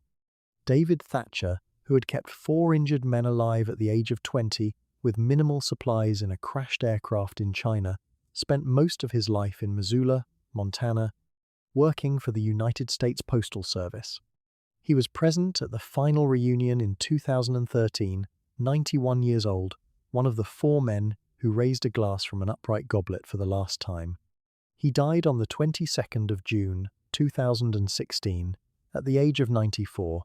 Tom Griffin, the navigator from Crew 9, who had spent the post-war decades carrying the specific moral weight of knowing that the Chinese underground that had rescued him had paid for that rescue with their lives, died on the 25th of July, 2013, roughly 8 months after the final reunion at which he had been present. He was 96 years old. His goblet had been upright at the final toast and was turned over that summer. Edward Saylor, the oldest of the 4 men at the final reunion, died on the 27th of January, 2015, at the age of 94. The men who flew the raid and then built their lives in the decades afterward were, in the aggregate, a remarkably long-lived group. The ones who survived the raid, the captivity, the Soviet internment, and the immediate post-war years tended to reach their 80s and 90s with a frequency that suggests, without proving something about the specific relationship between having done something genuinely difficult and having a framework for the remainder of a life that gives it structure and meaning. This is not a clinical observation, it is a human one. The men who attended those reunions, who raised those glasses year after year in that room full of upturned cups, were men who had a reason to show up that most people do not have in the same form, a specific, irreplaceable community of people who understood exactly what they had done and exactly what it had cost, and who chose to keep meeting in the same room for as long as the mathematics of old age permitted. That is not nothing. That is, in fact, a great deal. The names on the 80 goblets span every variety of American life that the mid-20th century contained. Farmers' sons and mechanics' sons and teachers' sons and officers' sons, men from the South and the Midwest and the Pacific Northwest and New England, men who became generals and men who became postal workers and men who became FBI agents and men who became missionaries and men who became farmers themselves, closing the circle back to the land in the specific American way of men who have been too far from it and know it. Men who talked about the raid for the rest of their lives, and men who mentioned it to their children once and then not again. Men who carried what they had seen and done in the way that some things must be carried, not displayed, not performed, not converted into the currency of public recognition, but simply held in the interior space where the most significant experiences of a human life tend to reside, present in every subsequent decision without requiring announcement. The full accounting of the 80 lives cannot be contained in a single chapter or a single documentary or a single archive. It is distributed across the records of the National World War II Museum, the personal papers of individual raiders and their families, the oral history collections of universities and military institutions, the provincial archives of Chinese communities that remember the summer of 1942 in ways that no American institution has fully incorporated, the Japanese military records of the trial that killed 3 of them, the silver goblets in the velvet-lined case in Dayton, Ohio, and the living memory of the children and grandchildren who absorbed, in fragments, what their fathers and grandfathers were willing to share of the year that defined the rest of everything. The 80 lives spread outward from the 18th of April, 1942, in all directions, simultaneously forward into the decades that followed, backward into the families and communities and histories that had produced the men, and sideways into the lives of every Chinese farmer and guerrilla fighter and village leader and Japanese prison guard and Soviet security officer and Hollywood screenwriter and military historian whose own story intersected with theirs in the long aftermath of the mission. This is where the story of the Doolittle Raiders ends, not on the carrier deck, and not in the skies over Tokyo, and not in the ceremony at the White House where the Medal of Honor was placed around Doolittle's neck, while the man receiving it was already thinking about the men he had left behind. It ends here, in the full account, with all 80 names present and all 80 lives accounted for as completely as the available record allows, and with the knowledge that the accounting is still incomplete in specific ways that the continuing work of historians and archivists and families will continue to address. The raid lasted roughly 30 seconds over each target, by Ted Lawson's measure the specific duration that became the film's title and entered the mythology. The story that the raid produced has been running for more than 80 years. It will keep running. Stories of this weight and complexity do not arrive at a final resting point. They keep moving through time, picking up new readers and new perspectives and new archival discoveries, generating new questions from each generation that encounters them. The 80 names are fixed. The story they carry is not. If there is a single thing that the full account of the Doolittle Raiders leaves you with, not the myth, not the film, not the anniversary ceremony, but the full account in all its moral complexity and human cost, it is something like this. What people do in the most extreme circumstances of their lives tells you something real about who they are, but it does not tell you everything. Doolittle was not only the man on the carrier deck, he was also the man who spent 50 years keeping a promise made in a White House ceremony. DeShazer was not only the bombardier who aimed his bombs over Nagoya, he was also the man who built a church there. The Chinese farmers who sheltered the airmen were not only the people who made the escape possible, they were also the people who paid the price that the escape extracted from the communities where it happened. Hallmark and Farrow and Spatz were not only 3 young men who were executed under a retroactive criminal statute in a Shanghai cemetery. They were also the sons of specific families in Texas and South Carolina and Kansas who waited 3 years for letters that arrived after the war was over and who carried the specific unresolved weight of that waiting for the rest of their own lives. The goblets are all inverted now, the cognac is gone. The case sits in the museum in Dayton, and the names on the cups are available to anyone who takes the time to stand still and read them. They are the same names they always were. What you bring to them, the knowledge of the carrier deck and the Chinese farms and the prison cells and the missionary churches and the executed men and the 250,000 dead and the 4 Japanese carriers on the Pacific floor, and the final toast and the last upright goblet turned down on the 9th of April, 2019, is the full account. Carry it forward. That is what the names ask of you. That is the only thing left for them to ask.